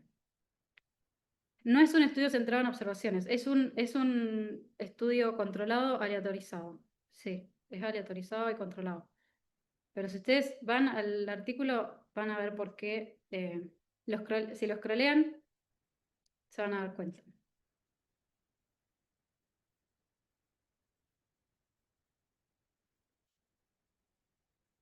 Bien, son y 22. ¿Ahí llegó la respuesta? A ver, ¿quiénes llegaron al PDF? Pónganme, deditos thumbs up, si llegaron a abrir el PDF. O pónganme en el chat. Bien, bien, ahí está. Federico dijo estacionarias en tierra. Yo traté de leer, pero es difícil con voz de fondo, perdón. Si miran, no lean, scrolleen el artículo y van a llegar a una figura que les muestra cómo se hizo el estudio. No saltan en altura, se ve en la foto, muy bien. Lo voy a buscar para que los que no estén siguiéndome con una pantalla o lo vamos a buscar. Yo seguramente. Ay.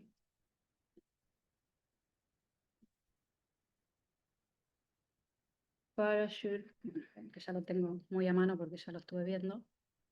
Acá tenemos la foto. Este es el estudio que se hizo. Miren, ya que estoy, les puedo mostrar acá la revisión, la corrección que se hizo. A ver si puedo abrir el PDF.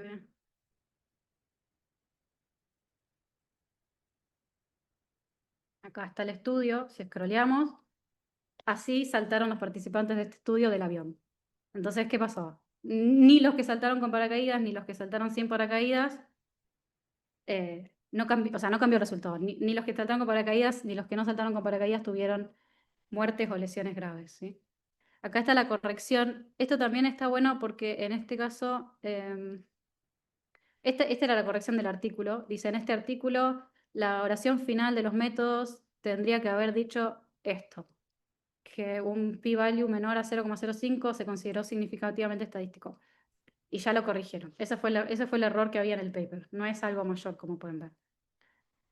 Algo que también quería que vean acá, que en algunas revistas el proceso este de revisión de pares se está empezando a hacer público. Y ustedes si cliquean acá pueden ver la versión original del artículo que se subió, qué dijeron los revisores, qué tuvieron que responder los autores y cómo se fue dando ese intercambio. Y acá tienen las fechas, ¿sí? Desde agosto hasta noviembre. Este llevó un par de meses desde que lo mandaron los autores primero hasta que se publicó.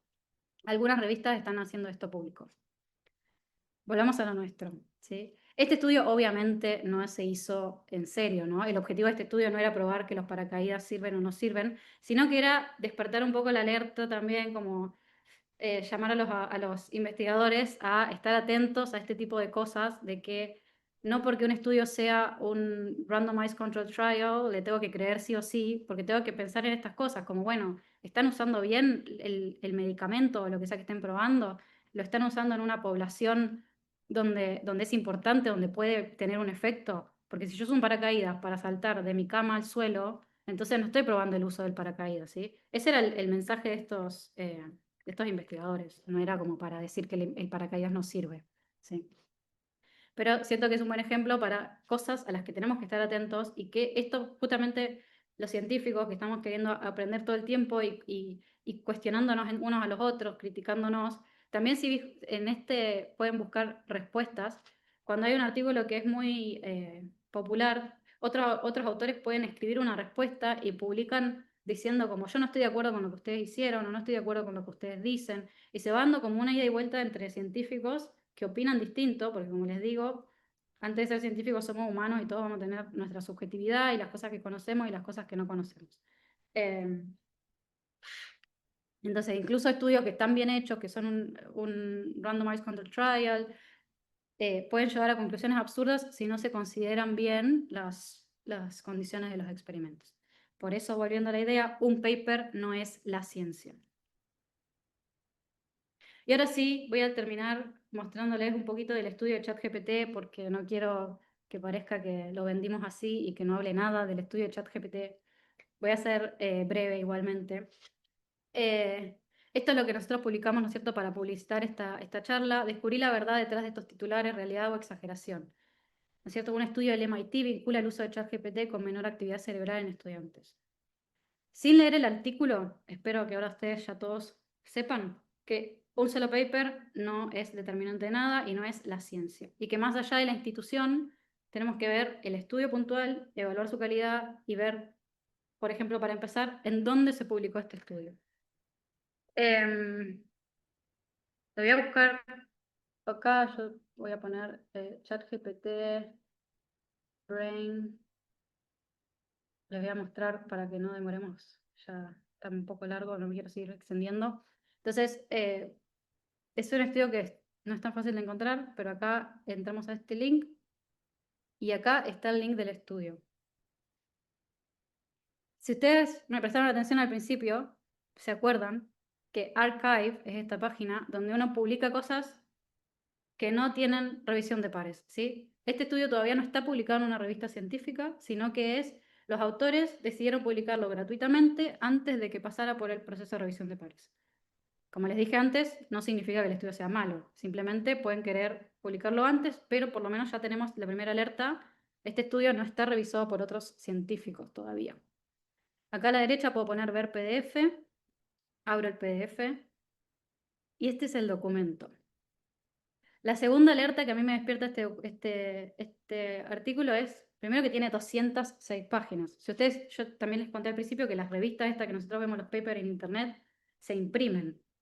Obviamente las revistas ponen límites a cada autor, porque en una misma revista hay muchos artículos científicos. Ninguna revista va a permitir que un artículo científico tenga 206 páginas, porque me ocuparía toda la revista. Entonces, el formato ya suena raro. Tenemos sí un título, los autores, una imagen que puede ser una imagen de abstract. Raro que esté en la primera página, pero puede ser. Después tenemos un abstract. Y después Summary of Results, como resumen de los resultados. Después tenemos una página que dice cómo leer este paper y me explica cómo leerlo. Y acá llegamos al índice. Si ustedes se fijan, esto no es el formato que yo les mostré que tienen todos los papers, ¿no es cierto? Esto no tiene introducción, método, resultados, conclusiones, discusión. Esto tiene un formato que se parece más a una tesis de un estudiante, si me preguntan a mí, ¿sí? No a un estudio científico que está siendo publicado. De hecho, que me tengan que explicar cómo leer, porque esto significa en inglés too long, didn't read, como es muy largo, cuando uno dice mucho texto en español. Sí, entonces te dicen, si te parece mucho texto, léete la discusión y las conclusiones. Esto en un artículo científico no aparece, ¿sí? Uno ya sabe cómo leerlo, ya sabe cuáles son las partes, ya sabe lo que hay en cada parte. Y si prestamos un poquito más de atención a lo que les mostré en la página anterior, donde dice resumen de los resultados, miren esto que dice acá. Esto para mí es otra red flag de este artículo. Dice, si sos un modelo de lenguaje, como ChatGPT o las inteligencias artificiales, solamente lee esta tabla de acá abajo. Si yo le paso este PDF a una de esas inteligencias artificiales que les mostré al principio para poder chatear y hacerle preguntas, la inteligencia artificial va a leer esto y probablemente solo me responda basado en esta tabla, a menos que le demos una instrucción muy precisa. Y obviamente este artículo tiene 206 páginas, no lo vamos a mirar ahora, pero yo les puedo decir que por lo menos encontré un error en esta tabla o una diferencia en esta tabla con un resultado que resumen acá y que si uno va a leer las 206 páginas se encuentra con algo distinto. No sé cuál de las dos es lo que es verdad, cuál está distinto, o por lo menos en la lectura que hice yo encontré al menos una diferencia entre lo que sale en esta tabla y lo que sale en el resto del paper. ¿Por qué los autores hacen esto? No lo sé. ¿Quiere decir que todo el estudio está malo? No, no necesariamente, pero para mí es una red flag, ¿sí? Es una llamada de alerta. Entonces, la primera red flag que tenemos es que el artículo todavía no pasó revisión de pares, entonces sabemos que es solo de unos autores. Y la siguiente lista de red flags que a mí me da este artículo es que tiene 206 páginas y no está en el formato de paper, que tiene anotaciones específicas para las inteligencias artificiales. Y algo que ellos sacan muchas de sus conclusiones de la última sesión de esta. Ellos siguieron a personas varias veces en un estudio longitudinal, como les decía antes, pero los que llegaron a la última sesión fueron solamente 18 personas. Cuantas yo menos personas tengo en un estudio, menos representativo puede ser del resto de la gente, ¿sí? Va a ser, si yo estudio a una sola persona, es como el típico, mi abuelo fumado toda la vida y vivió 150 años. una persona no es representativa de que el cigarrillo sea bueno o malo, puede haber un montón de cosas que impacten en esa persona. Entonces, cuanto yo menos personas estudio, menos representativo va a ser el resultado. Y en este estudio, a la última sesión, que es de donde sacan muchas de sus conclusiones, solo participaron 18 personas.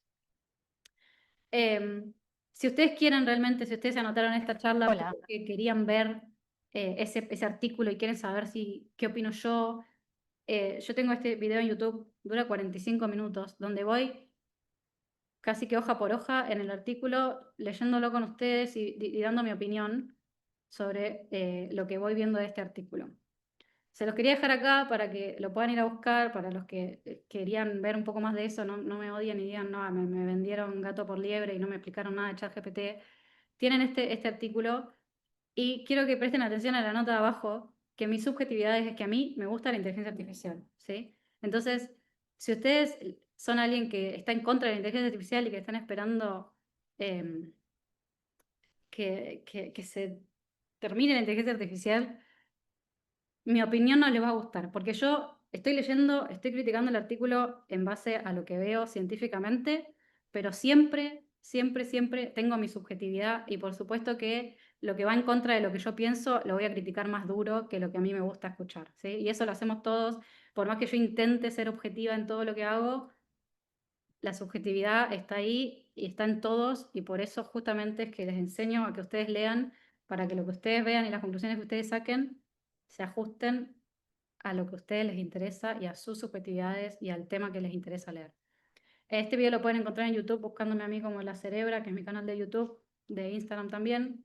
Van a tener también esta presentación, así que va a estar el video ahí insertado. Y ahora sí, con esta diapositiva terminamos. Gracias por estar acá, 230 personas, me parece increíble. Los estudios científicos aportan evidencia de a poco. Si te venden algo como muy disruptivo y novedoso, esa también es una señal de alerta, ¿sí? Esa es una conclusión que quiero dar.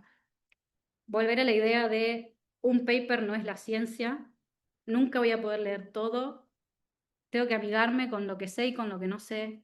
Está bien confiar en expertos, pero siempre sabiendo sus limitaciones y sin idealizar a nadie, ¿sí? Como todas las personas que, por más esfuerzo que hagamos en ser objetivos, en mostrar la ciencia, yo no les voy a poder hablar de los papers de biología porque les dije que me cuesta un montón entenderlos, que son muy métodos que escapan a mi expertise. Otra persona no les va a poder hablar de las neuroimágenes como les puedo hablar yo. Y la ciencia es lo que se va formando entre todos, no es una sola persona. Y siempre que estén buscando información, no confíen ni en una sola persona, ni en una sola fuente. Busquen varios investigadores, varias investigaciones, varios reviews. Cuanto más puedan leer, mejor, pero tampoco se obsesionen con querer leer todo porque es imposible. Siempre es mejor leer por mí misma, pero nunca voy a terminar de leer, ¿sí? Eso es lo que quiero que se lleven como conclusión. Y nada, ahí abajo tienen mi correo de nuevo, lo pueden anotar. De verdad, si hay un paper al que no pueden acceder y que yo puedo acceder porque tengo mi correo institucional, me mandan un mail y yo me comprometo a responderles y buscarles ese artículo para que lo puedan leer. Y eso es todo, así que ahora, Chris. Una genia, Ángeles. Ahí estoy compartiendo, por supuesto, tus redes. De hecho, justamente esta clase nació porque estaba buscando, por una alumna que nos había consultado, profundizar un poco más en este estudio del MIT. Y claro, y me encontré con el video de Ángeles y dije, esto es espectacular. Claro, tenemos una clase sobre esto. Es una genia, realmente estoy tremendamente agradecido con ella. Y debo mencionar algo que por ahí es mi sesgo personal, como todos tenemos, que es si ustedes están viendo información, sobre todo en redes, ¿no? O sea, o muchas noticias que coinciden con lo que ustedes piensen, empiecen a seguir personas que no coinciden con su visión, que las inviten a cuestionarse. Porque el día que, y esto nos ha pasado a nosotros institucionalmente, el día que muchas personas están hablando de lo mismo, con la misma opinión, rajen, están en una secta. O sea, siempre tienen que encontrarse. De hecho, nos ha pasado alumnos que nos dicen, el docente tal dice una cosa sobre esto, pero el otro docente dice otra cosa sobre esto. Y esto es espectacular y es lo que tiene que pasar. Por eso digo, siempre que todo lo que lean. Cristian, dejen de compartir, por favor, la presentación, así nos vemos. Ah, bueno, Ok, dale, ok. Roberto, lo hacemos.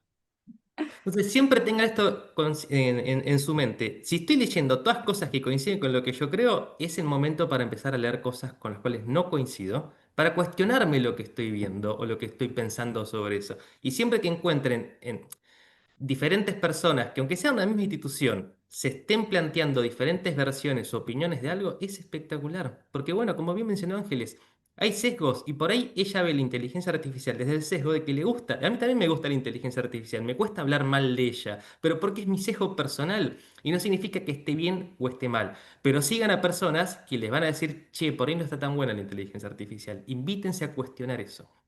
Lucía, te veo con la mano levantada, te escuchamos. Sí, muchas gracias, la verdad que muchísimas gracias por la oportunidad. No sé si me escuchan bien. Sí, perfecto. Sí, eh, me habían dicho, por eso te decía, a veces te llegan noticias que uno no sabe si son verdaderas o falsas, que bueno, se iba a aceptar publicar artículos científicos que solamente fueran con los errores que pasaron en determinada investigación para evitar que los fraudes, ¿no es cierto?, la necesidad de publicar sí o sí tantos artículos y no quedás debajo del grado o no podés subir a un determinado grado, y que se iban a publicar en lugares específicos. No me supieron decir dónde. Y que la función también era ayudar a los investigadores a no cometer el mismo error. Sí, creo que lo que estás, perdón, no sé si... Sí, sí, sí, te escucho. Sí. em, Hay un tema en la investigación que se viene hablando hace mucho tiempo, ¿no es cierto? En general lo que se publica es lo que tiene un resultado positivo. O sea, no positivo, sino como que la investigación fue efectiva en descubrir una diferencia entre dos grupos.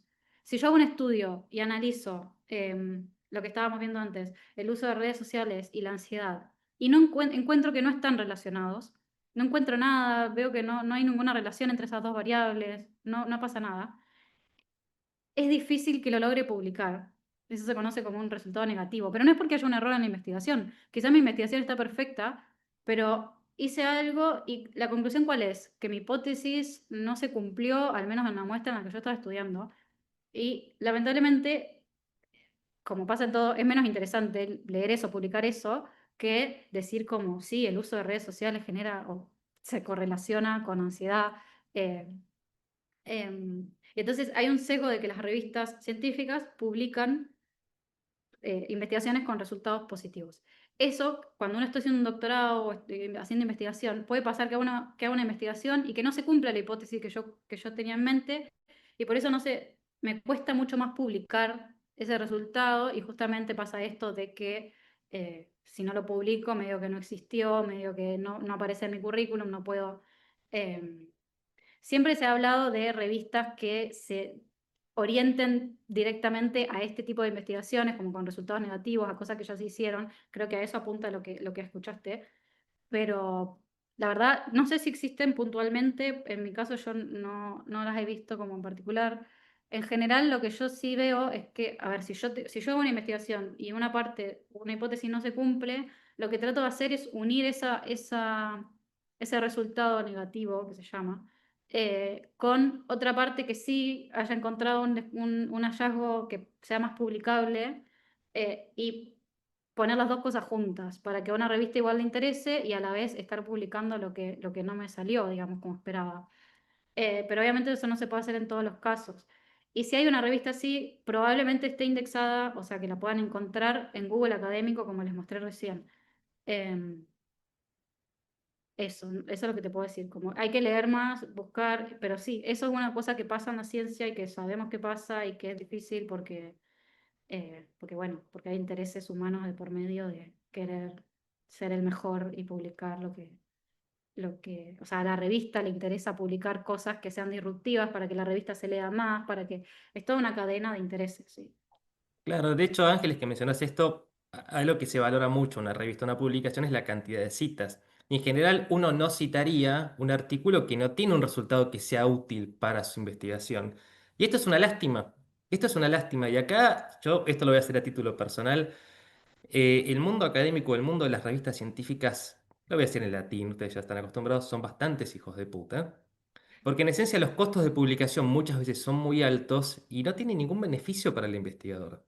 De hecho, estábamos intentando publicar algo en una revista, el Sevier, una editorial, mejor dicho, de Países Bajos. El costo de publicación hoy está a 4.120 dólares. Y la aclaración, y da muchas gracias, dice, no incluye impuestos. Es hermoso, los hijos de puta. Pero imagínense los costos que tienen estas revistas internacionales, que en general, como bien mencionaban, tienen muchas veces por objetivo publicar cosas relevantes que sean citadas, porque de hecho ranking o la posición que tienen depende de la cantidad de citas. Entonces, claro, dejan afuera que a veces un resultado nulo es espectacular.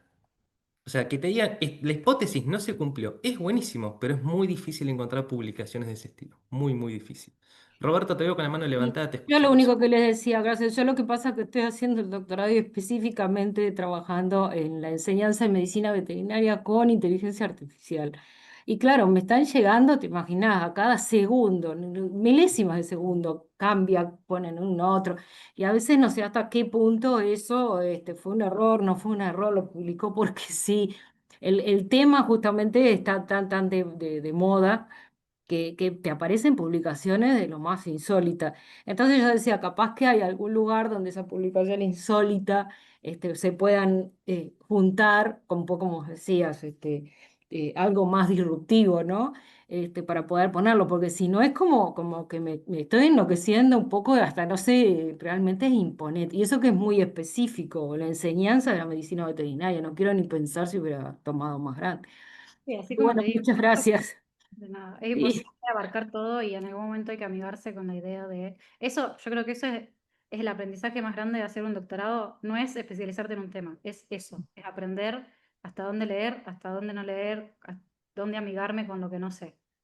sí, bueno, y, no, y sobre todo porque lo estoy haciendo ahora de grande, ¿no? Que estoy más tranquila en trabajo y eso, más por placer, ya no es más con esa desesperación que a veces lo hace por mérito. Entonces, por esa razón. Sí, claro, ahora es más por placer. Gracias, muchas gracias. Sí, Roberto, te escuchamos. Sí, primero, como vos definiste, ¿no? La ciencia, comparto plenamente contigo, la ciencia es subjetiva porque es humana, ¿no? Hacer ciencia es un acto humano. Es político, es altamente ideológico, si no miremos el resultado de las dos bombas atómicas tiradas en Nagasaki y Hiroshima, ¿no? O sea, la finalidad de estudiar ciencia fue fantástico y sigue siendo, y no por eso vamos a dejar de hacer ciencia. Y lo otro, que sí comparto plenamente, y comparto con Cristian lo que decía, qué bueno encontrar artículos que ante una hipótesis realmente no se confirme la hipótesis del productor de ese artículo, sino que haya salido un resultado de la investigación completamente adverso y que de alguna forma le diga al autor, no, mirá, esto no es como vos lo pensabas, es un aporte científico sumamente importante. Entonces ahí podemos decir que hay una concepción errónea también en esto de que cuando queremos hacer ciencia vamos a por el mejor resultado o el resultado subjetivo que yo quiero. Sí, pero ahí entra de nuevo lo que estábamos. O sea, a veces uno como investigador no es que quiere en contra del resultado, pero después si se choca contra el problema de que nadie te quiere publicar tu investigación, y uno, a veces para terminar un doctorado uno sí o sí necesita, dependiendo de la universidad, tener una publicación aceptada. Entonces se va generando un montón de trabas que llevan a que el sistema tenga este problema. La verdad es que sí existe ese problema. Los científicos lo sabemos y como te digo, he escuchado varias veces que hay ideas de revistas que lo publiquen. Buscamos otras formas de publicar, como les decía yo, tratando de reunir esa investigación, esa hipótesis que no se soportó con nuestra investigación, reunirla con una que sí, para poder publicar ambas cosas juntas.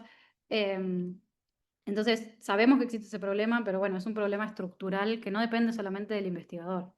Y lo otro, Ángel, es que vos creo interpretarlo en ese sentido, ¿no?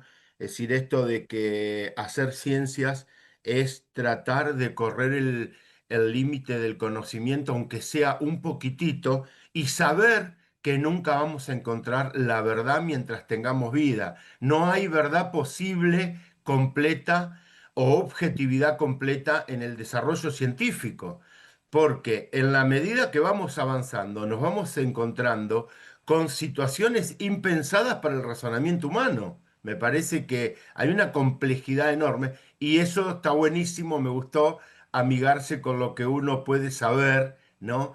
Y no enojarse con todo lo que nos queda, sabiendo que nuestro tiempo de vida en la investigación también es finito, ¿no? Exacto. Siempre como sabiendo los límites, pero tampoco quedándonos solamente con lo que sé, porque siempre va a ser imposible saber más. Como que tiene que haber un balance, ¿no es cierto?, entre seguir buscando, seguir aprendiendo, no obsesionarme con saber todo, pero a la vez valorar lo que ya sé. Tiene que ser un camino constante y nunca conformarme tampoco con lo que ya sé. Es un balance. Gracias Lucía, gracias Roberto, gracias Ángeles. Hay un detalle que también me parece espectacular, sobre todo más en mi caso de trabajando en educación, que a veces es importante conocer o tener muy en cuenta cómo es la muestra que conforma un estudio. Porque en educación se habla mucho, sobre todo en esta región, yo vivo en Uruguay, de lo que hicieron en los países nórdicos. Y a veces uno tiene que decir, buenísimo que hicieron esto en los países nórdicos y dio este resultado. Pero en una escuela rural, donde yo puedo colaborar, la verdad que la población es muy distinta, pero ni peor ni mejor, pero la forma de entender el mundo, de comportarnos, de los vínculos sociales, hace que a veces un resultado que parece que a los finlandeses les salió bárbaro no resulte. Y no es que esté mal, pero debemos entender eso, que hay una enorme limitación de que a veces las cosas suceden en un contexto y el contexto influye mucho lo que somos, Claro. cómo hacemos, cómo entendemos la vida. La ciencia es contextual y situacional también. Exactamente. Entonces, siempre que hablemos de una investigación hecha en seres humanos, entendamos que esos seres humanos donde dio tal resultado, por ahí no son los mismos en otro contexto y que no esté mal que, que el resultado sea opuesto si aplicamos lo mismo. Es parte de experimentar y es parte también de ese proceso. Hay una Eso se frase que lo me quedó. tendríamos que enseñar también a los políticos, ¿viste? Que quieren hacer trasplante acrítico de lo que anduvo perfectamente en otros países y lo quieren hacer funcionar en los nuestros y no funciona ni ahí. Somos distintos y eso es positivo. Rocío mencionó algo que me encantó y que seguramente complementa esto que dijo Ángel, que es, si fuerzas suficientemente los datos, terminarán confesando. Parece espectacular. Veamos.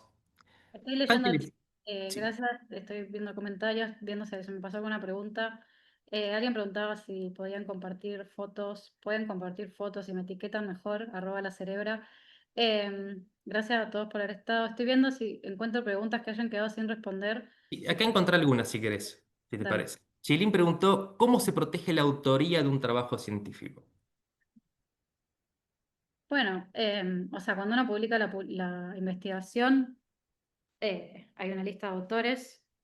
El orden de los autores, al menos en mi área, el primer autor que aparece es la persona que hizo realmente la escritura y análisis en el paper o que participó fuertemente en eso. En general, si uno está haciendo un doctorado, uno es primer autor y el último autor es la persona que te está dirigiendo en general, es como el jefe del laboratorio, ¿sí? En mi caso, por ejemplo, en mis publicaciones, si ustedes se fijan, la primera soy yo, después hay otra gente y el último siempre es Nicolás Crossley, que es ese que yo les mostré como ejemplo buscando el correo de él. Porque él era mi director de tesis, entonces él era el último autor y yo era la primera. Em, Ahora, si es por la idea, esto, por ejemplo, estos preprints que les mostraba que se publica sin revisión de pares, en algunos casos lo hacen para. Yo creo que esta investigación, por ejemplo, del MIT, que publicaron así, quizás también lo hicieron para tener eso, para tener el liderazgo de ser los primeros que publican algo sobre este tema, entonces lo publicaron rápido, como sin revisión de pares, en un artículo que para mí no tiene formato de artículo científico, eh, simplemente por ser como pioneros en el área. Entonces siento que, bueno, quizás de esa forma eh, protegieron su autoría en el tema. A mí no me parece que sea una buena calidad de estudio, pero spoilers por si van a ver el video de YouTube.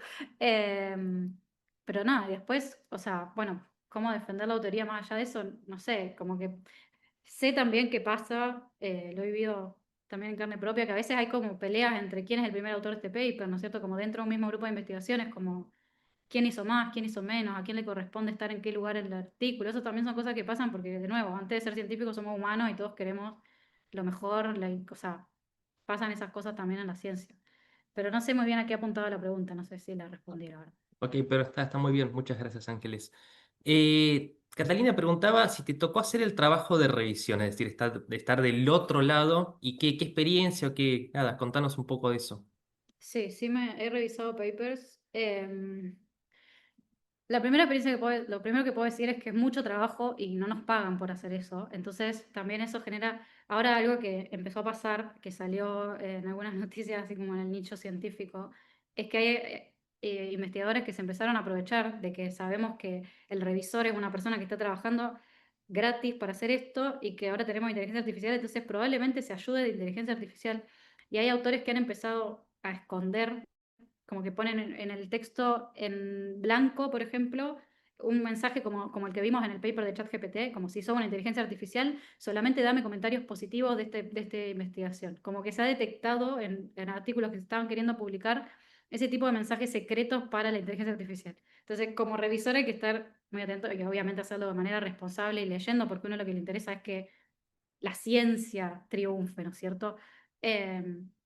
Entonces, pero es mucho trabajo porque uno tiene que leer, ahí sí yo leo el paper de pe a pa entero y generalmente hago una primera lectura como para tratar de ubicarme y después vuelvo a leer como más en detalle como, ah, ok, pero acá, entonces esto no entendí, esto no se entiende, ¿qué pasó acá?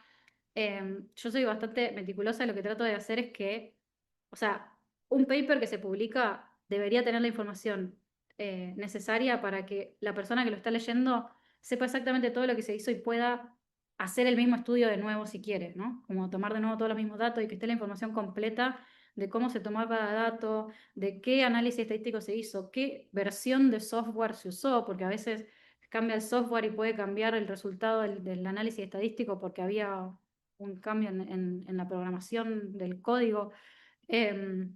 También ahora se está atendiendo, o sea, la ciencia sabemos que tenemos todo este problema de intereses y qué sé yo, y se está atendiendo cada vez más, no solo a lo que decía Lucía sobre publicar investigaciones que no tienen resultados positivos, sino también yo publico, si yo uso un código para hacer un análisis de datos, lo dejo públicamente, ustedes pueden ver exactamente qué código, cómo programé los análisis. Entonces también se busca eso, hay algunas revistas que lo exigen. Y yo cuando leo un paper como revisora, primero me fijo eso, que los métodos estén claros y que pueda como replicar y entender exactamente lo que se hizo paso a paso en la investigación. O sea, no lo replico, pero me fijo que lo podría hacer. Em, y después los resultados lo mismo, me fijo que tenga coherencia con lo que pasó en los métodos. Después la discusión, ahí uno puede, como, puedo meter mi subjetividad en la subjetividad de los autores, ¿no es cierto? Puedo decir, ah, pero este punto de vista no lo tuvieron en cuenta, o ustedes están interpretando los resultados de esta forma, pero ojo que yo leí este otro artículo de otra gente que habla de esto de otra manera, y puedo sugerirle a los autores que también incluyan esa mirada, por ejemplo, en sus discusiones. Em, Eso básicamente es lo que se hace en el artículo. También, o sea, hay distintos niveles. A veces uno llega a un artículo que es muy malo y como, o sea, muy malo, que está muy desprolijo, que falta muchas cosas y se hace como una revisión mayor, se llama, o major revision, como que se le piden muchos cambios sustanciales. A veces se piden cambios chiquitos, a veces puede ser como, ah, este estudio está muy bien, mira, tiene un error de tipeo acá, o esta sigla mejor no la explicaron entera, o no sé, pueden ser cosas chiquitas o grandes, depende de la investigación. Eso. Gracias, Ángeles.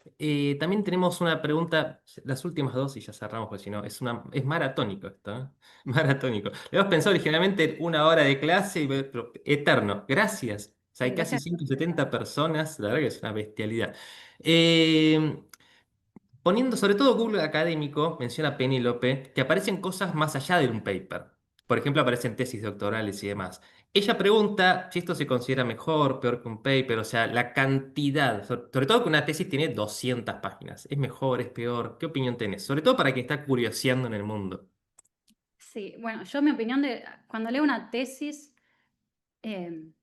a ver, una tesis es un proceso que hace un estudiante para aprender a investigar, no solamente, como les decía antes, no solamente se aprende sobre un tema, sino que se aprende todo este mundo de la investigación. Entonces, una persona que escribe una tesis eh, todavía está aprendiendo a cómo se hace la investigación en una tesis es mucho más fácil que haya resultados nulos o negativos de una investigación. Por ejemplo, si ustedes pueden encontrar mi tesis en Google Scholar, está publicada, y mi tesis tiene 4 capítulos, de los cuales 2 son papers, los otros 2 no. Los otros 2 Son cosas que hice para llegar al paper en un caso, pero como más metodológico, que tuve que aprender un montón, hice un montón de trabajo, pero no era algo publicable.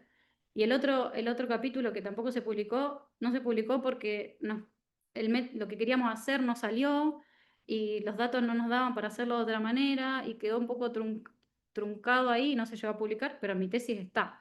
Eh, entonces yo, si leo una tesis, lo puedo leer como más como para ver los métodos, para ver alguna cosa, pero eso sí que eso no tiene revisión de pares. Puede tener, si tienen suerte y tienen un buen grupo de tutores y un comité evaluador bueno, estar leído y corroborado por esa gente. A veces uno en un doctorado queda medio abandonado, también eso pasa.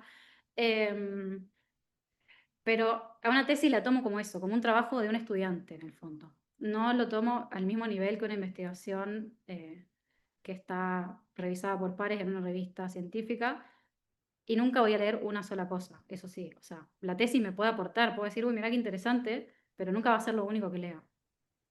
Perdón, sumo. Gracias, Cristian, también por traer mi pregunta. Y gracias, Ángeles, también por ahí aclarar. Algo en relación a esto que me surgía, porque justo mientras vos hablabas, yo estaba probando y puse un tema por ahí asociado a psicología deportiva. Y claro, lo que yo le decía a Cristian es como que me aparecieron un montón de cosas.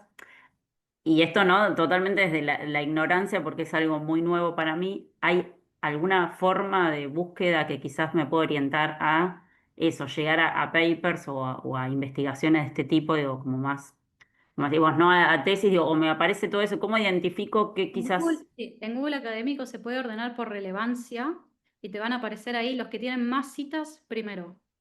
Y como que creo que también te puede hacer un balance entre como fecha y cantidad de citas y te aparece como lo más citado. Si ustedes se fijan ahí abajo aparece el número de citas. Y otra cosa que es muy buena, por ahí te aparece o sea, la cantidad de citas también tiene cierta correlación con cuándo se publicó un estudio. Obviamente un estudio más viejo, si es bueno, va a tener más citas porque se menciona más veces. Pero ustedes pueden tocar en Google Académico también el ver la gente que citó ese estudio y esa puede ser una buena forma de encontrar estudios más actuales que hablen de ese mismo tema que estén citando este paper. Ahí Google Académico, o sea, yo sé que hay gente que no recomienda Google Académico, yo es lo que más uso, pero hay bases que son más limpias en citar solamente revistas que no aparezcan en estos predatory journals que yo les decía, que son las que publican. Por ejemplo, PubMed es una base de datos de investigaciones más como del área biológica médica, y ahí es como más limpio lo que sale. Pero a mí me gusta más buscar en Google Académico, como que lo sé usar mejor, sé como todas estas hacks para encontrar el paper gratis, ver los papers que están citados. Entonces, es una forma de empezar, no es la única. Claro, no, de Perfecto. hecho, Gracias. gracias, Penélope. Mil gracias, Ángeles. Que justo mencionabas PubMed y había sido una pregunta que habían hecho. A veces lo mejor es escribir en Google. O sea, PubMed es un buscador dentro de, como mencionaba Ángeles, de revistas académicas de primer nivel, pero a veces es poco práctico el buscador que tiene. Entonces, un truquito es escribir el tema en inglés, ¿no? O sea, el tópico que están buscando y como última palabra, PubMed. Ahí dejé el enlace. Y Google lo que tiene es un motor de búsqueda de mucha mejor calidad y cuando uno pone PubMed, al final lo que va a hacer es te va a buscar sobre ese tema que está publicado. Y una vez que entra en PubMed, ahí tienen filtros de fechas, de cantidad de citas. Lo que hoy se recomienda en el mundo más académico es buscar los últimos 5 años. Pero esto también depende mucho del tema, ¿no?, que estemos abordando. Ángeles, la última, te prometo que ya está, realmente, sos una genia total. Y esto lo preguntó Cecilia, y acá hay muchos estudiantes, sobre todo en procesos de terminar su tesis y decir, ¿cómo continúo? Que es la gran interrogante, porque el camino académico inicia y no termina jamás.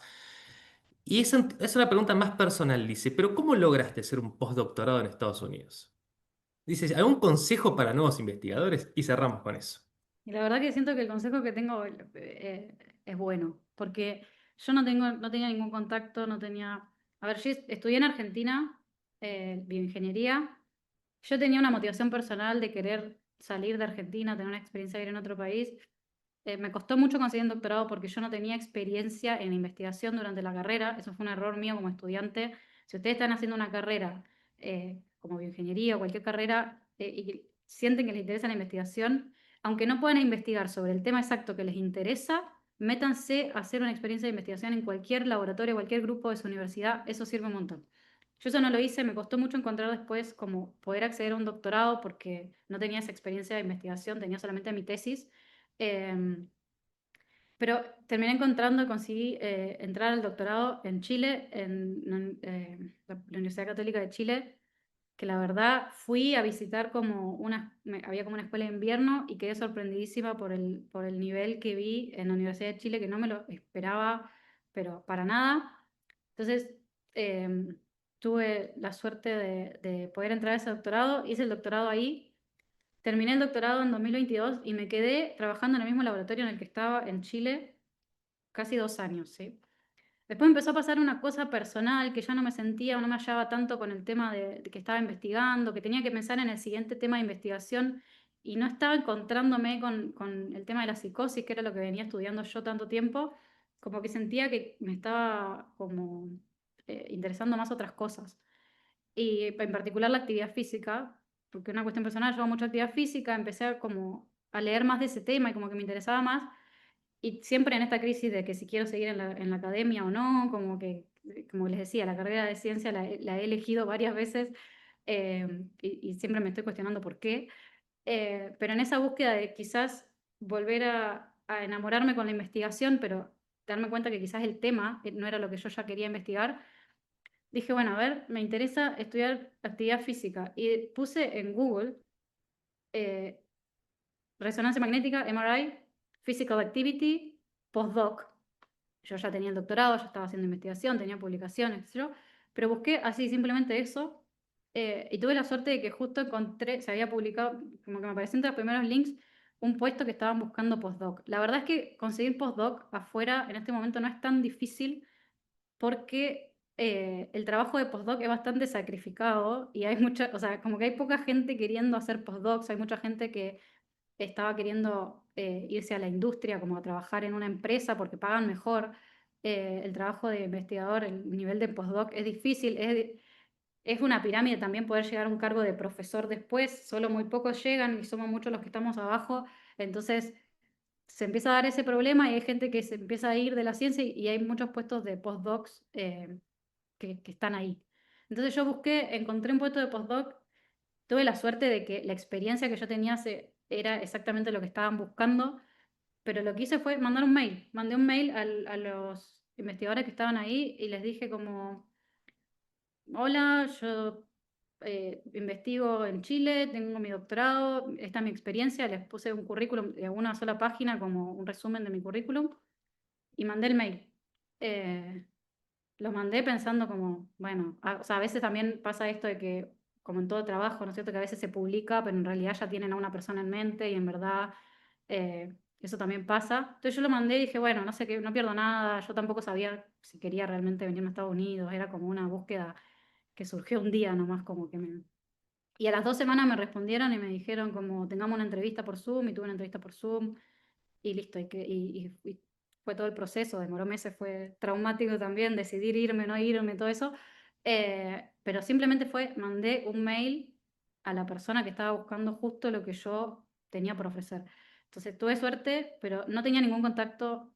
Si ustedes tienen la experiencia y encuentran el lugar, incluso yo recomendaría que, aunque no encuentren el puesto de postdoc, pueden mandar un mail al investigador principal de un laboratorio que les interese y decir como mirá, me interesa esto, quiero trabajar en esta área, estoy buscando oportunidades para hacer un postdoc afuera, y quizá quizá esa persona no tiene abierto un puesto, pero conoce a alguien o se abre. Y yo sé que desde Argentina también es difícil, pero una excelente fuente de contactos es lograr ir a los congresos internacionales, ¿no?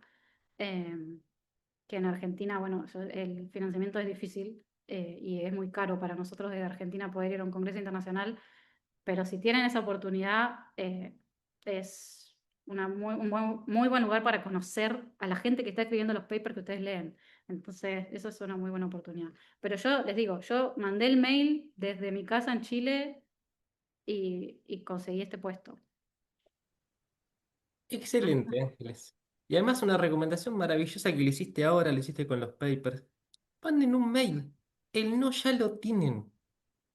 Por ahí sale. Ella está ahora haciendo un postdoctorado en Estados Unidos por mandar un mail, porque se animó.